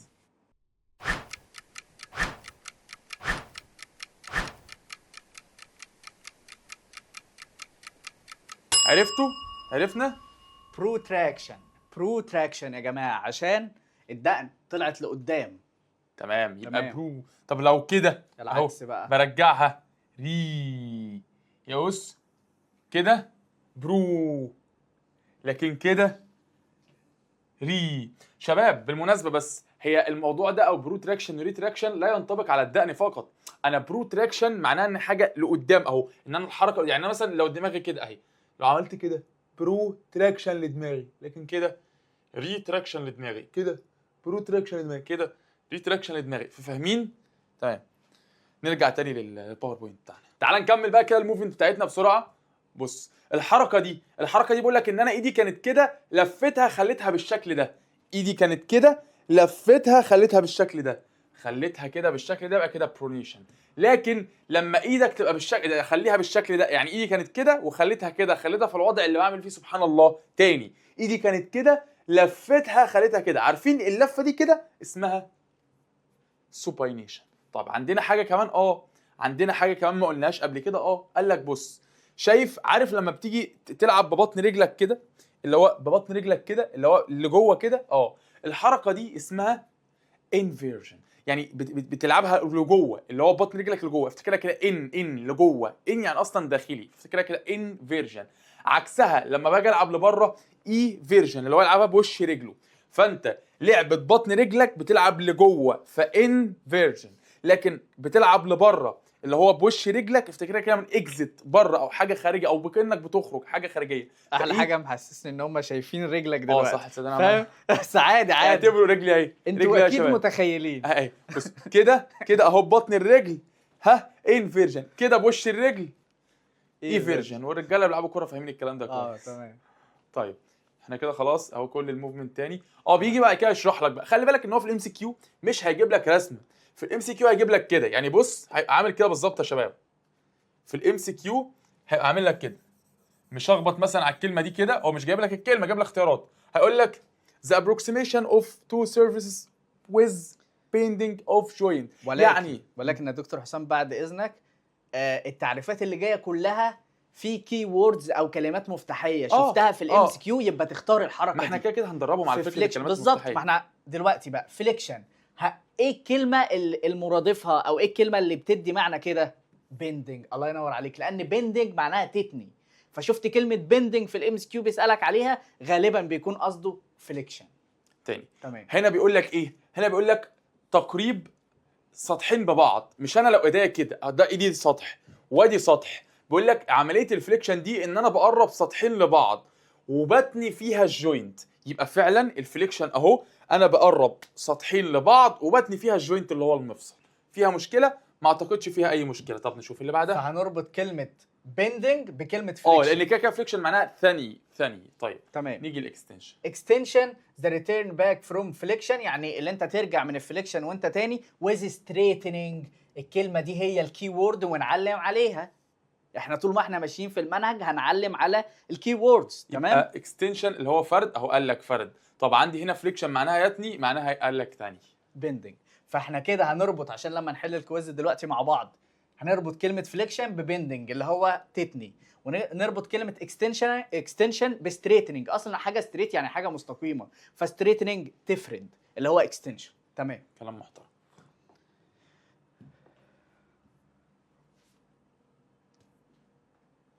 تمام.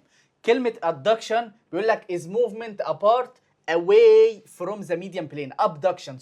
abduction يعني يبعد، يعني away from the median plane. يعني اهو الميديان بلين انا ببعد عنه، اهو الميديان بلين انا هو دلوقتي قريب منه، فانا عشان ابعد عنه الحركه دي اسمها ايه؟ abduction. ابعد.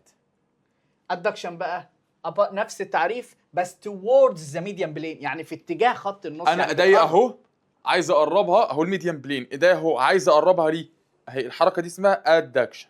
فهو بيقول لك ان الحركه اللي انت بتقرب فيها للميديان. خلي بالك بيقول لك موفمنت يعني حركه، ما تقوليش بقى ميديال ولاترال والحاجات دي الحاجات دي ريليشنز. بيقول لك موفمنت يعني تقول له حركه، يعني حاجه من فليكشن واكستنشن وابدكشن وادكشن وبرونيشن وسباينيشن بروتراكشن ريتراكشن، حركه تختار له حركه. تمام. نيجي للسيركمدكشن اللي احنا قلنا عليها اهو. سيركمدكشن قلت لك اللي هو بتحرك ايدك بشكل دائري، فهو هنا بيقول لك اهو بيقول لك انها ميكس من شويه حركات. يعني انت لما تعمل كده تعمل فليكشن وابدكشن واكستنشن زين ادكشن بالترتيب يعني وهكذا. تمام. بيقول لك السيركمدكشن المهم ان انت تعرف انها الحركه الايه الدائريه، حركه كومبلكس كده معقده بكذا. تمام.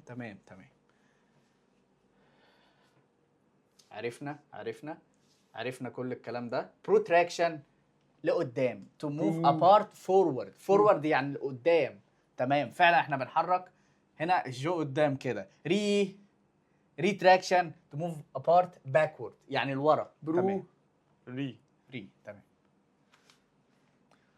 دكاتره شرفونا. شرفونا. دلوقتي جه وقت الكويز. قبل ما نكمل بنحب كل جزئيه نعمل عليها كويز، والكويز في وش هزار. يلا بينا. بسم الله. A plane which divides the body into upper and lower parts. مش محتاجين نكمل حرفيا. سيبك بقى it passes with the right angle والكلام ده كله، سيبك. ادي عندي جسم، قال لك ان ده المستوى بقسم فيه الجسم لجزء upper عند جزء lower. ده مين؟ لا ده مين بجد؟ خلاص هم اكيد جاوبوا. سمعتهم. اكيد جاوبوا. تمام. ترانسفيرس او هوريزونتال. تمام. اتفضل يا دكتور حسين. طيب هنا بيقول لك الشخص عامل ايه؟ قال لك الشخص نايم على ظهره. قلنا نايم على ظهره يعني باصص بوشه للسماء، فهو دلوقتي في وضع اسمه السوباين بوزيشن. تمام. يعني لما يقول لك the person is lying on his back يعني نايم على ظهره، نايم يبقى على هو ظهره باصص للسماء. اكيد باصص للسماء، يبقى سوباين بوزيشن. اتفضل. تمام. استنى عشان لو حد سأل في الاختيارات وقال لك ايه هو اللايسوتومي بوزيشن. ده الوضع الولاده. الست بتبقى قاعده كده رافعه رجليها، عارفين رافعه رجليها لفوق وحطها كده على الحدتين وبتولد. تمام. هنقوله في الاناتومي برضه ما تقلقوش. تمام. واحنا بنشرح فعلا اناتومي هنقول. تمام. Which plane divides the body into equal يعني متساويين right and left halves. هم يا دكتور حسام متخيلين، هم اكيد متخيلين. تمام. عشان برضه اهو يبقى ايه؟ تمام. equal right and left halves يعني نصين متساويين. اختاروا. هل هو ميديان او ساجيتال اللي هو ميد ساجيتال يعني، ولا كورونا وترانسفيرس، ولا هوريزونتال؟ هو اصلا ترانسفيرس وهوريزونتال زي بعض، فهو برافو عليكم هو الميديان او ساجيتال بلين. ماشي. بص ده بيقول لك ايه، ركز كده معايا. بيقول لك ده الوضع اللي بتقسم فيه الجسم الى نصين غير متساويين يمين وشمال. بص انا بص عينيا كطالب قعد شافت كلام كتير قوي، بس شفت كلمه مميزه قوي unequal right and left. يعني قال لي ان انا جيت اهو كاني قسمتهم جزئين كده اهو. بص right and left ولكن unequal مش متساويين. انا عارف لو قسمته رايت اند ليفت بالظبط يعني رايت اند ليفت بس ولا ايه كده ساجيتال. طب نخش بقى، هو بارا ولا ميد؟ ميد لو قد بعض، لو مش قد بعض يبقى بارا. يبقى فين؟ هو هنا المفروض في بارا ساجيتال، بس ما فيش بارا ساجيتال، بس في ساجيتال بس، مفيش مشكله. هو هنا ما فيش بارا ساجيتال لكن تمام. في ساجيتال بس. الصح فعلا نكتب لك بارا ساجيتال. سوري. ماشي. تمام، بس هو الصح ان نكتب لك بارا ساجيتال. ماشي. The plane that divides the body into anterior اللي هو جزء قدام and posterior part اللي هو ايه؟ جزء قدام، مستوى قسم لك الجسم جزء قدام وجزء ورا اللي هو الكرونال بلين. برافو عليك، برافو عليكم.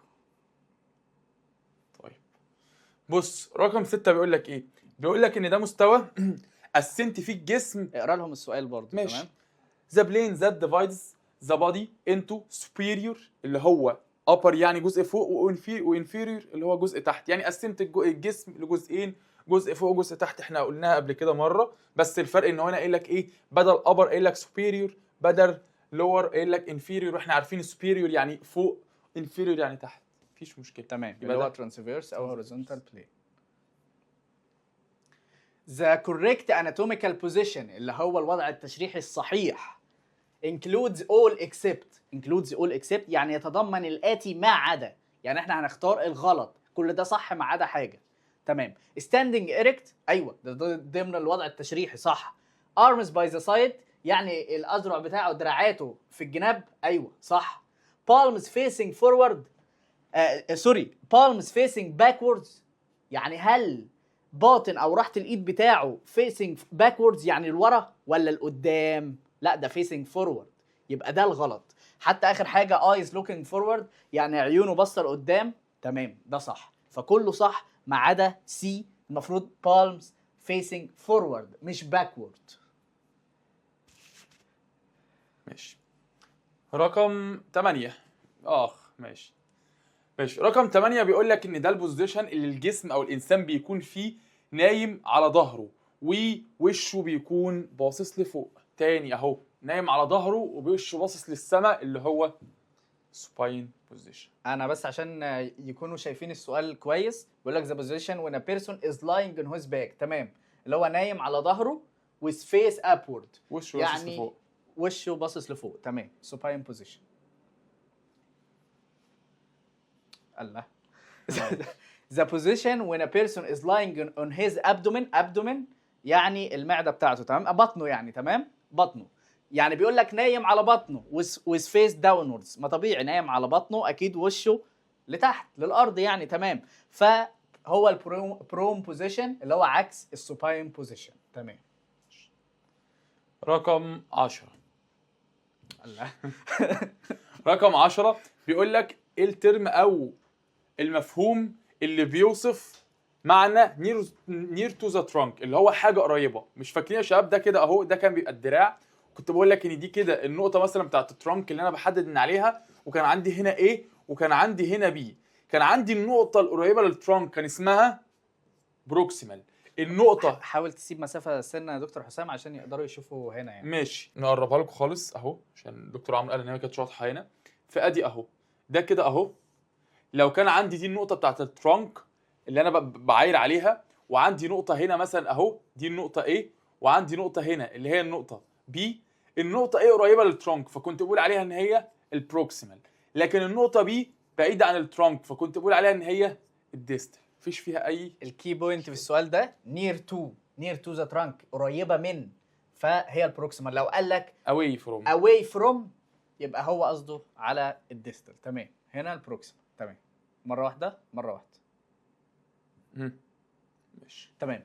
which term describes اهو، يعني اي مصطلح يصف away from the trunk. سبحان الله، away from the trunk. تمام، اللي هو distal لسه قايلينها. تمام. ماشي. هنا بيقول لك ايه؟ بيقول لك the structure that is near the median plane is. شباب structure معناه اللي هو الحاجه، يعني structure اللي هو التركيب. التركيب اللي بيكون قريب من الميديان بلين. قريب من الميديان بلين يبقى ده الميديال. طب البعيد away from الميديان بلين ده اللاترال اللي هو الخارجي. يبقى لو قريب اهو، لو عندي اهو ده كده تاني عشان الدكتور عمرو قال هنا مبقاش باين. هنا اهو ده كده الميديان بلين، القريب منه ده الميديال، الاواي فروم البعيد عنه ده اللاترال. تمام. قريب من خط النص، ترجمت السؤال لقيته قريب من خط النص ميديال، بعيد عن خط النص لاترال. تمام. هي يعني خدها السؤال اللي بعده. that is away from the median plane. اللي هي البعيد. هو بقول لك near to away from. تمام. away from اللي هو اللاترال. تمام. مرة واحدة بس. bending. شفت bending. شفت كلمة bending اللي هو تتني، فهو قصده على ايه؟ bending the elbow joint to bring forearm closer to the arm. يعني بيقول لك يعني اللي انت تتني الكوع بتاعك عشان تخلي هنا قريبة من هنا، اللي هو انت تعمل كده يعني. تمام. بيوصفها لك، بس انت شفت كلمة bending فقصده على فليكشن. شباب معلش عشان الناس اللي كانت عربي تكون عارفه ان فور ارم اقصد بيه الساعد، فهنا بيقول لك اللي هو ثاني الذراع لدرجه انك تخلي الساعد يقرب من الذراع او اللي هي هنا عظمه العضد. تمام. ففور ارم دي اللي معناها جزء الساعد ده. ممتاز. فهنا قصده فليكشن. تمام. خش على السؤال اللي بعده اهو ستريتنينج، مش محتاجه، اللي هو فرد.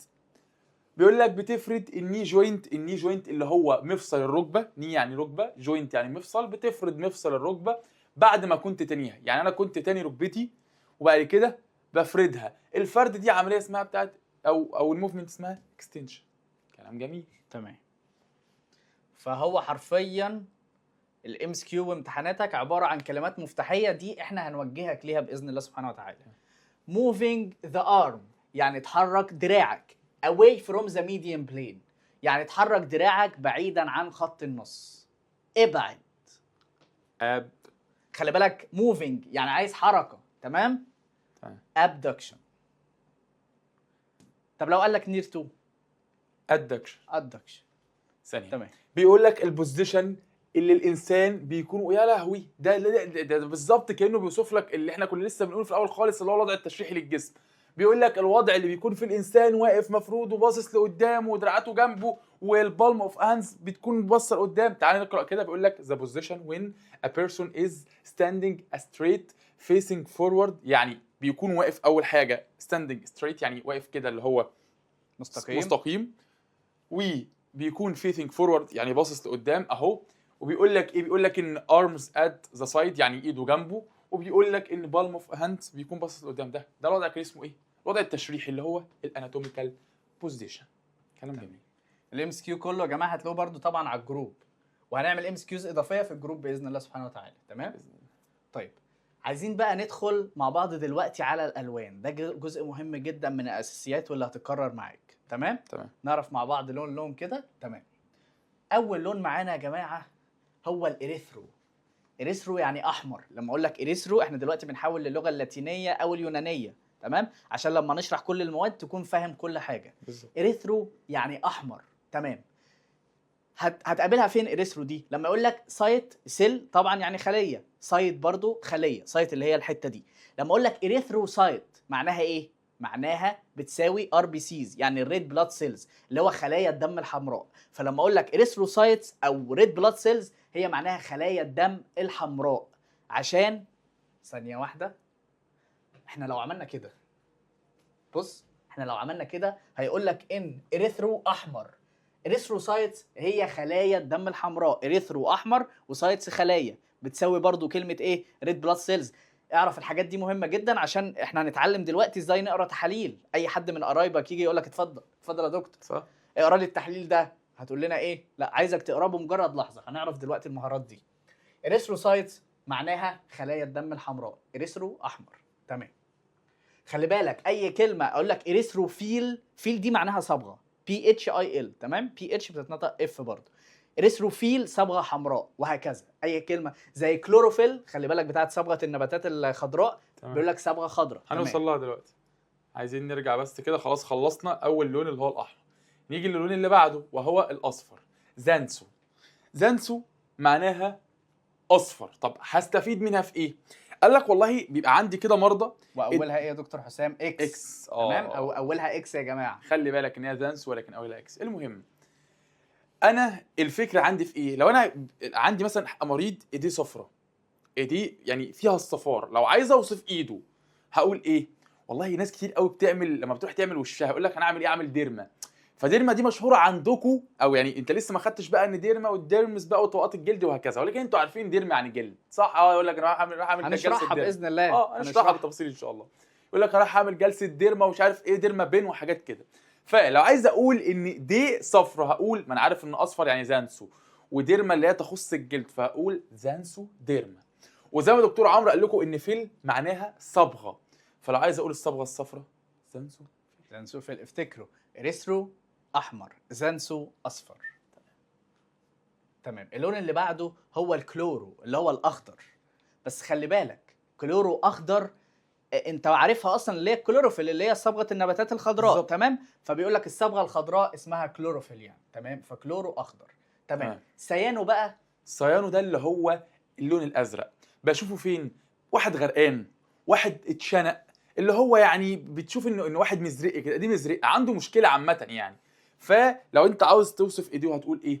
هتقول والله انه عنده سيانوزس، ان ايديه عنده زرقان، في عنده سيانوزس، بدل ما تقول ان عنده والله بالبلوش ديسكولاريشن اللي هو تغير مزرق في ايديه، لا هتقول على طول ايه؟ عنده سيانوزس. وهنوصفها كتير. الكلمه دي مهمه في الام اس كيو يا جماعه، بقول لك عليه مهم، صدقني ان هو مهم. دي تمام حقيقة. فبلوش ديسكولاريشن معناها ان ايده اتلونت بالازرق او ايا كان اتلون بالازرق. بلوش جايه من بلو تمام، فبلو افتكر سيانوزس فاحنا سيانو ازرق تمام. خدنا اريثرو احمر، اريثرو احمر بأمارة الاريثروسايتس اللي هي الريد بلاد سيلز اللي هي خلايا الدم الحمراء تمام.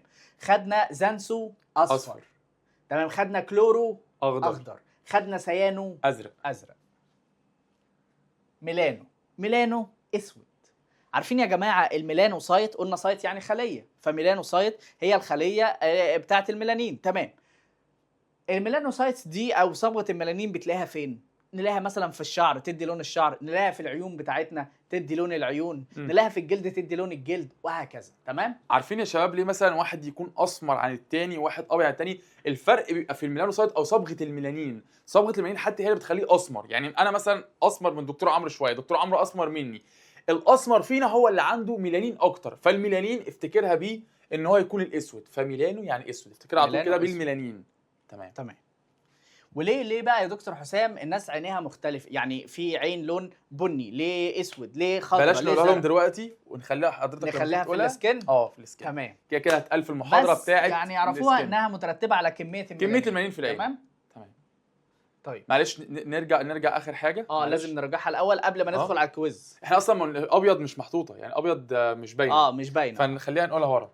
ثانيه واحده. طيب خليها ابيض يا جماعه اليوكو، خليها نكتبها. ماشي. لا خليها على الدايره، على الدايجرام ده. ماشي بالظبط. ادي اهو، دي كلها احنا قلناها. تعالى نبدا باول حاجه اريثرو يعني احمر. طب نخش اصفر يعني قلنا زانسو، وافتكر بزانسو ديرما اللي هو حد دي صفرة. طب دكتور عمرو تمام ده اسود؟ لا ده الاخضر بس هو مش باين اخضر قوي هنا. كلورو تمام، اخضر كلورو، افتكروا الكلوروفيل. طيب عايز اقول ازرق هقول سيانو، وافتكرها بسيانوزز اللي هو ايده مزرقه. تمام. اسود ميلانو، افتكر الميلانوسايتس تمام. ابيض ليوكو. خلي بالك اريثرو واليوكو مهمين جدا في التحاليل. ليوكو ابيض، افتكر ليوكوسايت اللي هو ايه؟ كرة الدم البيضاء اللي انتوا خدتوها خدناها في المناعه. الاميون بتساوي كلمه دبليو بي سيز تمام. ثانيه واحده، وايت بلاد. عايزين نعرفهم الاختصارين دول، يا اما تشوف اريثروسايتس اللي هي خلايا الدم الحمراء او الاختصار ده. كده المره الجايه هنعرف كل الاختصارات اللي هتاخدها، نعرفها بطريقه كويسه جدا. ار بي سيز بنقول عليها كده اللي هي الار ريد، البي بلاد، السي سيلز تمام، ريد بلاد سيلز. طيب الليوكو اللي هي ليوكوسايتس تمام. ليوكوسايتس اللي هي خلايا الدم البيضاء بتساوي كلمه ايه؟ دبليو بي سيز برضو. وايت بلاد سيلز على كرات نفس الدم المصدر. البيضاء. تمام جدا. خلي بالك هقول لك حاجه تمام. ثانيه واحده. الالوان مهمه عندي في ايه؟ هقول لك ان انا مثلا عندي اهو دول ودول مهمين عندي في قرايه التحاليل، كرات الدم الحمراء، كرات الدم البيضاء. دي حته الميلانو دي او الاسود دي هناخدها كتير قوي كصبغات عندك بقى، سواء صبغه الجلد، سواء صبغه الشعر، سواء صبغه العين.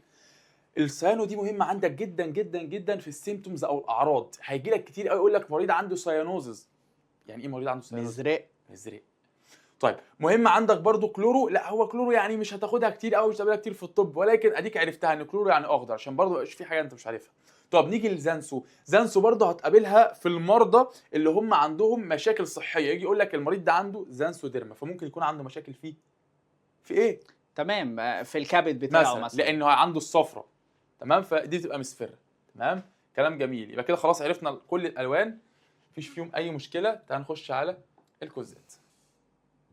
نركز. ادي اهو ميلانو تاني، ليوكو بس مش باينه. نركز بقى في الكوزات، لان زي ما قلت لك كل ده مهم مهم عندك جدا جدا جدا في اي كليه طبيه انت موجود فيها. ما فيش يعني حتى لو انت بتسمع الحته دي ومخصصه ليك، بس لن يخلو الكلام ده من كليه زميلك وكليه اللي بعد وكليه اي حد في كليه طبيه، الكلام ده لن يخلو منه. فمهم جدا جدا تركز بقى في حته الكوزات دي، ارجوك، لان ده انت مش هتبقى بس في مجالك، في مجال غيرك ومجال الصحاب، مجال اللي في الكورس كلهم واللي في كل الكليات الطبيه، فده مهم جدا. اتفضل يا دكتور عمرو. نفتكر بس مع بعض يا جماعه: اريثرو احمر، ليوكو ابيض، كلورو اخضر، زانسو اصفر، سيانو ازرق. ميلانو اسود. ده الملخص. وزي ما قلت لك حته كلورو دي ما شفناش في الكليات الطبيه مثلا تمام، غير في ماشي. تمام، غير في حاجات بسيطه. تمام. اول سؤال بيقول لك what does the prefix يعني حاجه بتتحط ايه في اول الكلام. احنا متاسسين يا باشا، احنا متاسسين. اريثرو ريفير تو، مهم. اريثرو بيقول لك انهي لون من دول؟ اكيد ريد يعني. تمام. السؤال اللي بعده. تمام. السؤال اللي بعده بيقول لك ايه؟ بيقول لك الاريثروسايتس. يا كلام جميل قوي. دكتور عمرو لسه قايل لك ان اريثرو يعني احمر، سايتس يعني خلايا، فدي ريد بلاد سيلز اللي هي كرات الدم الحمراء. سوري. what does سيانو mean؟ سيانو، افتكروا السيانوزس اللي هو الزرقان. سنه زرقاء. تمام يا عم، بعد الشر. ربنا يحفظنا يا رب. سيانو اللي هو بلو، ازرق. ماشي مره واحده. اوكي. طيب يجي هنا اهو لسه السيانوزس ده، انا بقى احنا الدكتور عمرو بيقول وانا بكمل بعده. السيانوزس بيقول لك ان هي احسن وصف لايه؟ اهو بلوش ديسكلريشن اللي هو بلوش ديسكلريشن. بلوش جاي من بلو يا جماعه، اللي هي جايه من بلو. تمام ماشي. what does زانسو refer to؟ خلي بالك اولها اكس. زانسو اللي هو ايه؟ يلو. برافو عليكم، اصفر. تمام. ازيرو ده بقى مش لا كلوروفيل. لسه سبحان الله لسه بقول لك مش هتلاقي عندك في الكليات الطبيه تقريبا غير في كام حاجه. ممكن مثلا بايوتكنولوجي يبقى عندهم كلوروفيل، لان بياخدوا حاجات مثلا كتير تخص النبات. البايوتكنولوجي تمام. في كليات كده كام كليه بس هتلاقوا كلوروفيل. فكلوروفيل هي حتى على ذهنك عارفينها اوريدي. بسيطه على ذهنك يعني. مش يعني دي الوحيده اللي مش هتوه منهم اعتقد. طيب فيبقى ايه؟ والله مش هقول اللي هي جرين بيجمنت يعني صبغه، وجرين يعني خضراء، فهي الجرين بيجمنت اللي هي الصبغه الخضراء. What is the meaning of ميلانو؟ ميلانو اللي هو ايه؟ بلاك. افتكرها بالميلانين. تمام. طيب ليوكوسايت احنا لسه قايلين ليوكو. مش محتاجين نقول اي حاجه عنها تاني، لان دي اللي كانت مهمه عندي في كرات الدم البيضاء اللي هي الكرات المناعيه، اللي هي كانت WBCS وايت بلاد سيلز. ليوكوسايتس اللي هي الوايت بلاد سيلز. عايزين دلوقتي بقى يا جماعه لما قريبك يقول لك خد اقرا لي التحليل ده يا ابني، بمجرد نظره تقول له ايه؟ تعرف تقرا التحاليل. تمام. فعايزين نستغل المعلومات اللي احنا خدناها في الالوان، اللي احنا بقى نعرف نعمل حاجه عمليه. تمام. يلا بينا. وطول الكورس باذن الله هتلاقي كل حلقه هتتعلم مهاره باذن الله سبحانه وتعالى. تمام. بالمناسبه دي اطول حلقه في الحياه يعني. اصلا الحلقات كلها عباره عن تلت ساعه، ربع ساعه، 10 دقائق. لكن دي الحلقه طويله شويتين لان دي تمام. اول حاجه، يعني دي جذور الحجر. الكورس، جذور الحجر. الكورس. بالظبط. لكن حرفيا اللي احنا محتاجينه منك تلت النص ساعه يوميا، بالظبط. تلت النص ساعه يوميا هتبقى بيرفكت. وبص بالظبط. هتشوف انت مستواك الحمد لله زي مستوى بتوع السنه اللي فاتت، امتياز الحمد امتياز لله. امتياز الحمد لله، ما بفضل شاء الله الله، سبحانه ما شاء وتعالى. الله. بلاد سيلز، بلاد دم، سيلز خلايا، فمعناها خلايا الدم. طيب عرفنا زي ما احنا عرفنا مع بعض دلوقتي، قلنا اريثرو احمر، سايتس برضو خلايا، اريثروسايتس بتساوي ايه برضو؟ بتساوي ار بي سيز اللي هي ريد بلاد سيلز اللي هي خلايا الدم الحمراء. ممتاز. طيب ليوكوسايتس، ليوكوسايتس اللي هي وايت بلاد سيلز اللي هي دبليو بي سيز برضو، دي اللي هي خلايا الدم البيضاء. تمام، دول عرفناهم. نعرف بقى الثالثه دي مع بعض، ثرومبوسايتس. اصلا ثرومبس يعني جلطه، تمام؟ فثرومبوسايتس يعني اللي هي الخلايا المكونه للجلطات. ثرومبوسايتس اللي هي الخلايا المكونه للخلايا المسؤوله عن التجلط. تمام. بليتلتس اللي هي الصفائح الدمويه، بليتلتس اللي هي الصفائح الدمويه. فاحنا كنا عارفين من الالوان يا دكتور حسام ان الريثروسايتس هي خلايا الدم الحمراء، الليوكوسايتس خلايا الدم البيضاء، الثرومبوسايتس جايه من الثرومبوز اللي هي الجلطه، فالثرومبوسايتس الخلايا اللي مسؤوله عن التجلط. بليتلتس الصفائح الصفائح الدموية. الدمويه. لما البليتلتس تنقص او كده بيقول لك الشخص ده عنده ايه؟ عن سيوله. تمام. تمام. طب معلش نرجع تمام. ثانيه.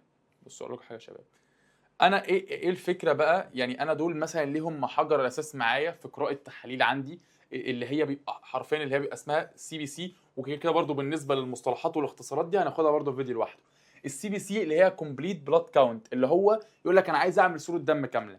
ايه الفكره؟ ان انا اعرف ده هيفيدني في ايه. والله لو جيت قلت لحد فيكم ان هو انت عندك مثلا نقص في الاريثروسايتس وعندك نقص في الهيموجلوبين، يبقى انت عندك انيميا، لان عندك نقص في كرات الدم الحمراء وبالتالي نقص في الهيموجلوبين. طب قلت لحد فيكم ان هو عنده زياده في ليوكوسايتس او اللي هي كرات الدم البيضاء، يبقى الشخص ده دلوقتي عنده التهاب لان عنده كرات الدم البيضاء عاليه. طب جيت قلت لحد فيكم او عنده انفكشن. عنده انفكشن، ما احنا بنقول التهاب يعني اللي هو ماشي يعني. ماشي. حد فيكم قلنا له ان هو عنده بليتلتس قليلين او اللي هو عنده صفائح دمويه قليله، يبقى الشخص ده عنده سيوله في الدم. فعشان كده دول كده مهمين عندي، او هم حجر اساس عندي في قراءه او ترجمه السي بي سي او اللي هو كومبليت بلاد كاونت. وزي ما قلت لك الاختصارات ما تقلقش منها، احنا لأن إحنا مجمعين كده لك حرفيا كل الاختصارات عندك اختصارات الثلاث سنين وبنقراهم مع بعض بطرق ان شاء الله مستحيل تنساها بيها باذن الله. تمام. يعني هو غرض حرفيا الحلقات بتاعتنا نسهل عليك. بس عايزين نعرف بقى دلوقتي سافكس. فاكر بريفكس وسافكس؟ سافكس يعني هنحطها في نهايه الكلام، نهايه الاريثروسايتس والليوكوسايتس والحاجات دي كلها هتدينا معنى معين. فاحنا عندنا سافكس اسمه اوزيس وسافكس اسمه بينيا. اوزيس حطيناها في نهايه الكلام ده معناها زياده، بينيا معناها نقصان. زي ايه؟ زي ايه؟ اريثروسايت معناها ايه؟ خلايا الدم الحمراء. اريثروسايتوزيس معناها ايه؟ حطيت لك اوزيس في الاخر، زياده. اوزيس حلو. زياده. احب اللعبه الحلوه، كلام جميل، الحلو نقول عليه حلو. كلام جميل. فاريثروسايتوزيس اوزيس زياده. دكتور حسام قال لك اوزيس زياده. تمام ماشي. وانكريز برضه تمام. فبيقول لك اهو معناها انكريز ان ريد بلاد سيلز، يعني زياده في خلايا الدم الحمراء. طيب لو قلنا ليوكوسايتوزيس، انت اللي استنتج المعنى. ليوكوسايتس خلايا الدم البيضاء، ليوكوسايتوزيس حاطط لي اوزيس في نهايتها، يبقى الشخص ده مع ايه؟ زياده. انكريز ان وايت بلاد سيلز. تمام. okay. لو قال لك ثرومبوسايتوزيس يبقى انكريز ان ايه؟ في الثرومبوسايتس. انكريز النمبر اوف بليتلتس. تمام، يعني زياده في الصفائح الدمويه. طيب لو قلت لك بقى بينيا يعني نقصان، يعني اوزيس زياده، بينيا نقصان. لو قلنا يا دكتور حسام اريثروسايتوبينيا معناها ايه؟ نقص في كرات الدم الحمراء. طب لو قلنا ليوكوسايتوبينيا؟ نقص في كرات الدم البيضاء. تمام. لو قلنا ثرومبوسايتوبينيا؟ نقص في البليتلتس. وده الشخص اللي بيبقى عنده سيوله، لان احنا كنا عارفين ان البليتلتس او الصفائح الدمويه هي المسؤوله عن لزوجه الدم شويه، فلو قلت الشخص ده بيكون عنده سيوله. تمام. فاحنا عرفنا في الحته دي كلها اخرها اوزيس، اريثروسايتوزيس زياده، بينيا اخرها بينيا، اريثروسايتوبينيا نقصان. تمام. الكويز يا دكاتره، الكويز يا دكاتره، ده اخر كويز باذن الله سبحانه وتعالى. What does the term erythrocytosis refer to؟ هو بيقول لك اوزيس، يبقى اي حاجه فيها ديكريز اللي هو نقصان هنستبعدها، فدي غلط دي غلط. هنشوف دي increase in red blood cells ولا increase in platelets. وبيقول لك erythrocytosis اللي هي خلايا الدم الحمراء، فتمام. increase in red blood cells. ماشي. نخش على السؤال اللي بعده. بيقول لك ايه المحترم؟ بيقول لك مين في المصطلحات دي بيصف زيادة في عدد كرات الدم البيضاء؟ which term describes an increase in the number of white blood cells. يعني انهي مصطلح في دول بيصف زيادة في كرات الدم البيضاء؟ مبدئيا الراجل قال لي increase. الراجل قال لي increase، فانا عارف ان انا عندي المصطلح ايه؟ اوزز، وانا مغمض. طيب فانا كده عندي دي بره معايا ودي بره. ابتدي ابص، هو عايز زياده في كرات الدم البيضاء. هل اريثروسايتوزس؟ لا، اريثروسايتوزس زياده في كرات الدم الحمراء. ليوكوسايتوزس؟ ليوكوسايتوزس هو الزياده في كرات الدم البيضاء. انت بعد كده خلاص هتحلها بمجرد النظر. والله ايه ده انكريز خلاص ليوكوسايتوزس وهكذا. اتفضل يا دكتور. ماشي. في الليوكوسايتوزس دي زياده في خلايا الدم البيضاء. ان شاء الله المره الجايه برضو نعرف مع بعض مين هي انواع خلايا الدم البيضاء وتعرف تحدد من خلال الكومنت كده اللي هتلاقيه في نهايه التحليل. بيقول لك الشخص ده عنده ليوكوسايتوزس. انت بتشوف كل حاجه بتلاقي كومنت في نهايه التحليل كده الشخص ده عنده ليوكوسايتوزس، فانت تعرف انهي نوع من خلايا الدم البيضاء هو اللي عالي. فبالتالي لو مثلا حاجه اسمها النيوتروفيلز هي اللي عاليه يبقى عنده بكتيريال انفكشن. انت الشخص عندك بكتيريال انفكشن. لو حاجه عندك اسمها ليمفوسايتس، لو قالك ليمفوسايتوزس يبقى الليمفوسايتس حاجه اسمها الليمفوسايتس هي اللي عاليه، يبقى الشخص ده عنده فيرال انفكشن. فيقول لك ايه ده انت ازاي عرفت؟ ده كله هنعرفه المره الجايه مع بعض باذن الله سبحانه يعني وتعالى. تقدر تشخص العدوى دي اذا كانت عدوى فيروسيه ولا بكتيريه من خلال بالظبط. انهي نوع زياده في كرات الدم البيضاء. هنعرفها ان شاء الله الحصه الجايه. فما تقلقوش خالص، يكفي ان انتوا والله بتجاوبوا الكلام ده ممتاز. خلاص هي ثرومبوسايتوزس قلنا، اوزز يعني زياده، ثرومبوسايتوزس زياده في البليتليتس. طيب What does the suffix pinia indicate؟ بيقول لك pinia يعني دي معناها ايه؟ هل increase ولا decrease؟ decrease في السيلز. decrease in cells. ليوكوسايتوبينيا بتقول لك ان هي بتوصف ايه؟ والله بينيا يعني قليل، ليوكوسايت دي اللي هي كرات الدم البيضاء، فدي نقص في كرات الدم البيضاء. decrease in white blood cells. ممتاز. Which of the following indicates a decrease in red blood cells؟ يعني عكس لك السؤال، بيقول لك a decrease يعني نقصان in red blood cells خلايا الدم الحمراء. انهي فيهم؟ عايز نقصان يبقى عايز بينيا. خلايا الدم الحمراء اللي هي الاريثروسايتس يبقى قصدك اريثروسايت. معاك واحده من الاثنين بس هم اللي فيهم بينيا. تمام ماشي. ماشي. لا سوري السؤال. تمام اريثروسايتوبينيا ديكريز بينيا ريد بلاد سيلز يبقى اريثروسايتوبينيا. تمام ثانيه واحده. ماشي. بيقول لك بيشنت يعني مريض عنده ثرومبوسايتوبينيا is likely to have a واحد عنده ثرومبوسايتوبينيا اللي هو نقص في البليتلتس، هيبقى عنده اهو لو بليتلت كاونت. لو يعني قليل، بليتلت اللي هي الصفائح الدمويه، كاونت اللي هو عدد. فالراجل اللي عنده ثرومبوسايتوبينيا عنده ديكريس في البليتلت كاونت او اللي هو لو بليتلت كاونت. هاي الحمد لله احنا بنحبكم في الله يا جماعه، احنا كاتبينها لكم اهو. معلش دي كانت يمكن اطول حصه ممكن نشوفها على مدار الكورس كله، بس زي ما قلنا لكم ده احنا مجمعين اكتر من حاجه كده مع بعض تخص البيزكس وحطينا مره واحده. لكن اصلا المفروض مثلا حته زي الالوان دي تكون في فيديو لوحده، حته زي التحاليل دي هتلاقيها في فيديو لوحده، حته زي الموفمنت او الحركات في فيديو لوحده. فهتلاقي مثلا الفيديو ده عباره عن ميكس كده بين 4 فيديوهات مع بعض. ولكن صدقوني انتوا لو احتجتوا اي حاجه كلمونا او كلموا التيم بتاعنا هيردوا عليكم على طول يا جماعه، واحنا تحت امركم وعيوننا ليكم في اي حاجه. انا قلت لكم الغرض من الكورس ده ان هو يسهل عليكم طوال سنواتك الدراسيه، يكون طريقك خالي من العقبات من الاخر. الحمد لله ان شاء الله، وربنا يكرمكم وتبقوا احسن مننا بمليون مره. إن شاء الله. احنا بنحبكم في الله. نشوفكم على خير. السلام عليكم.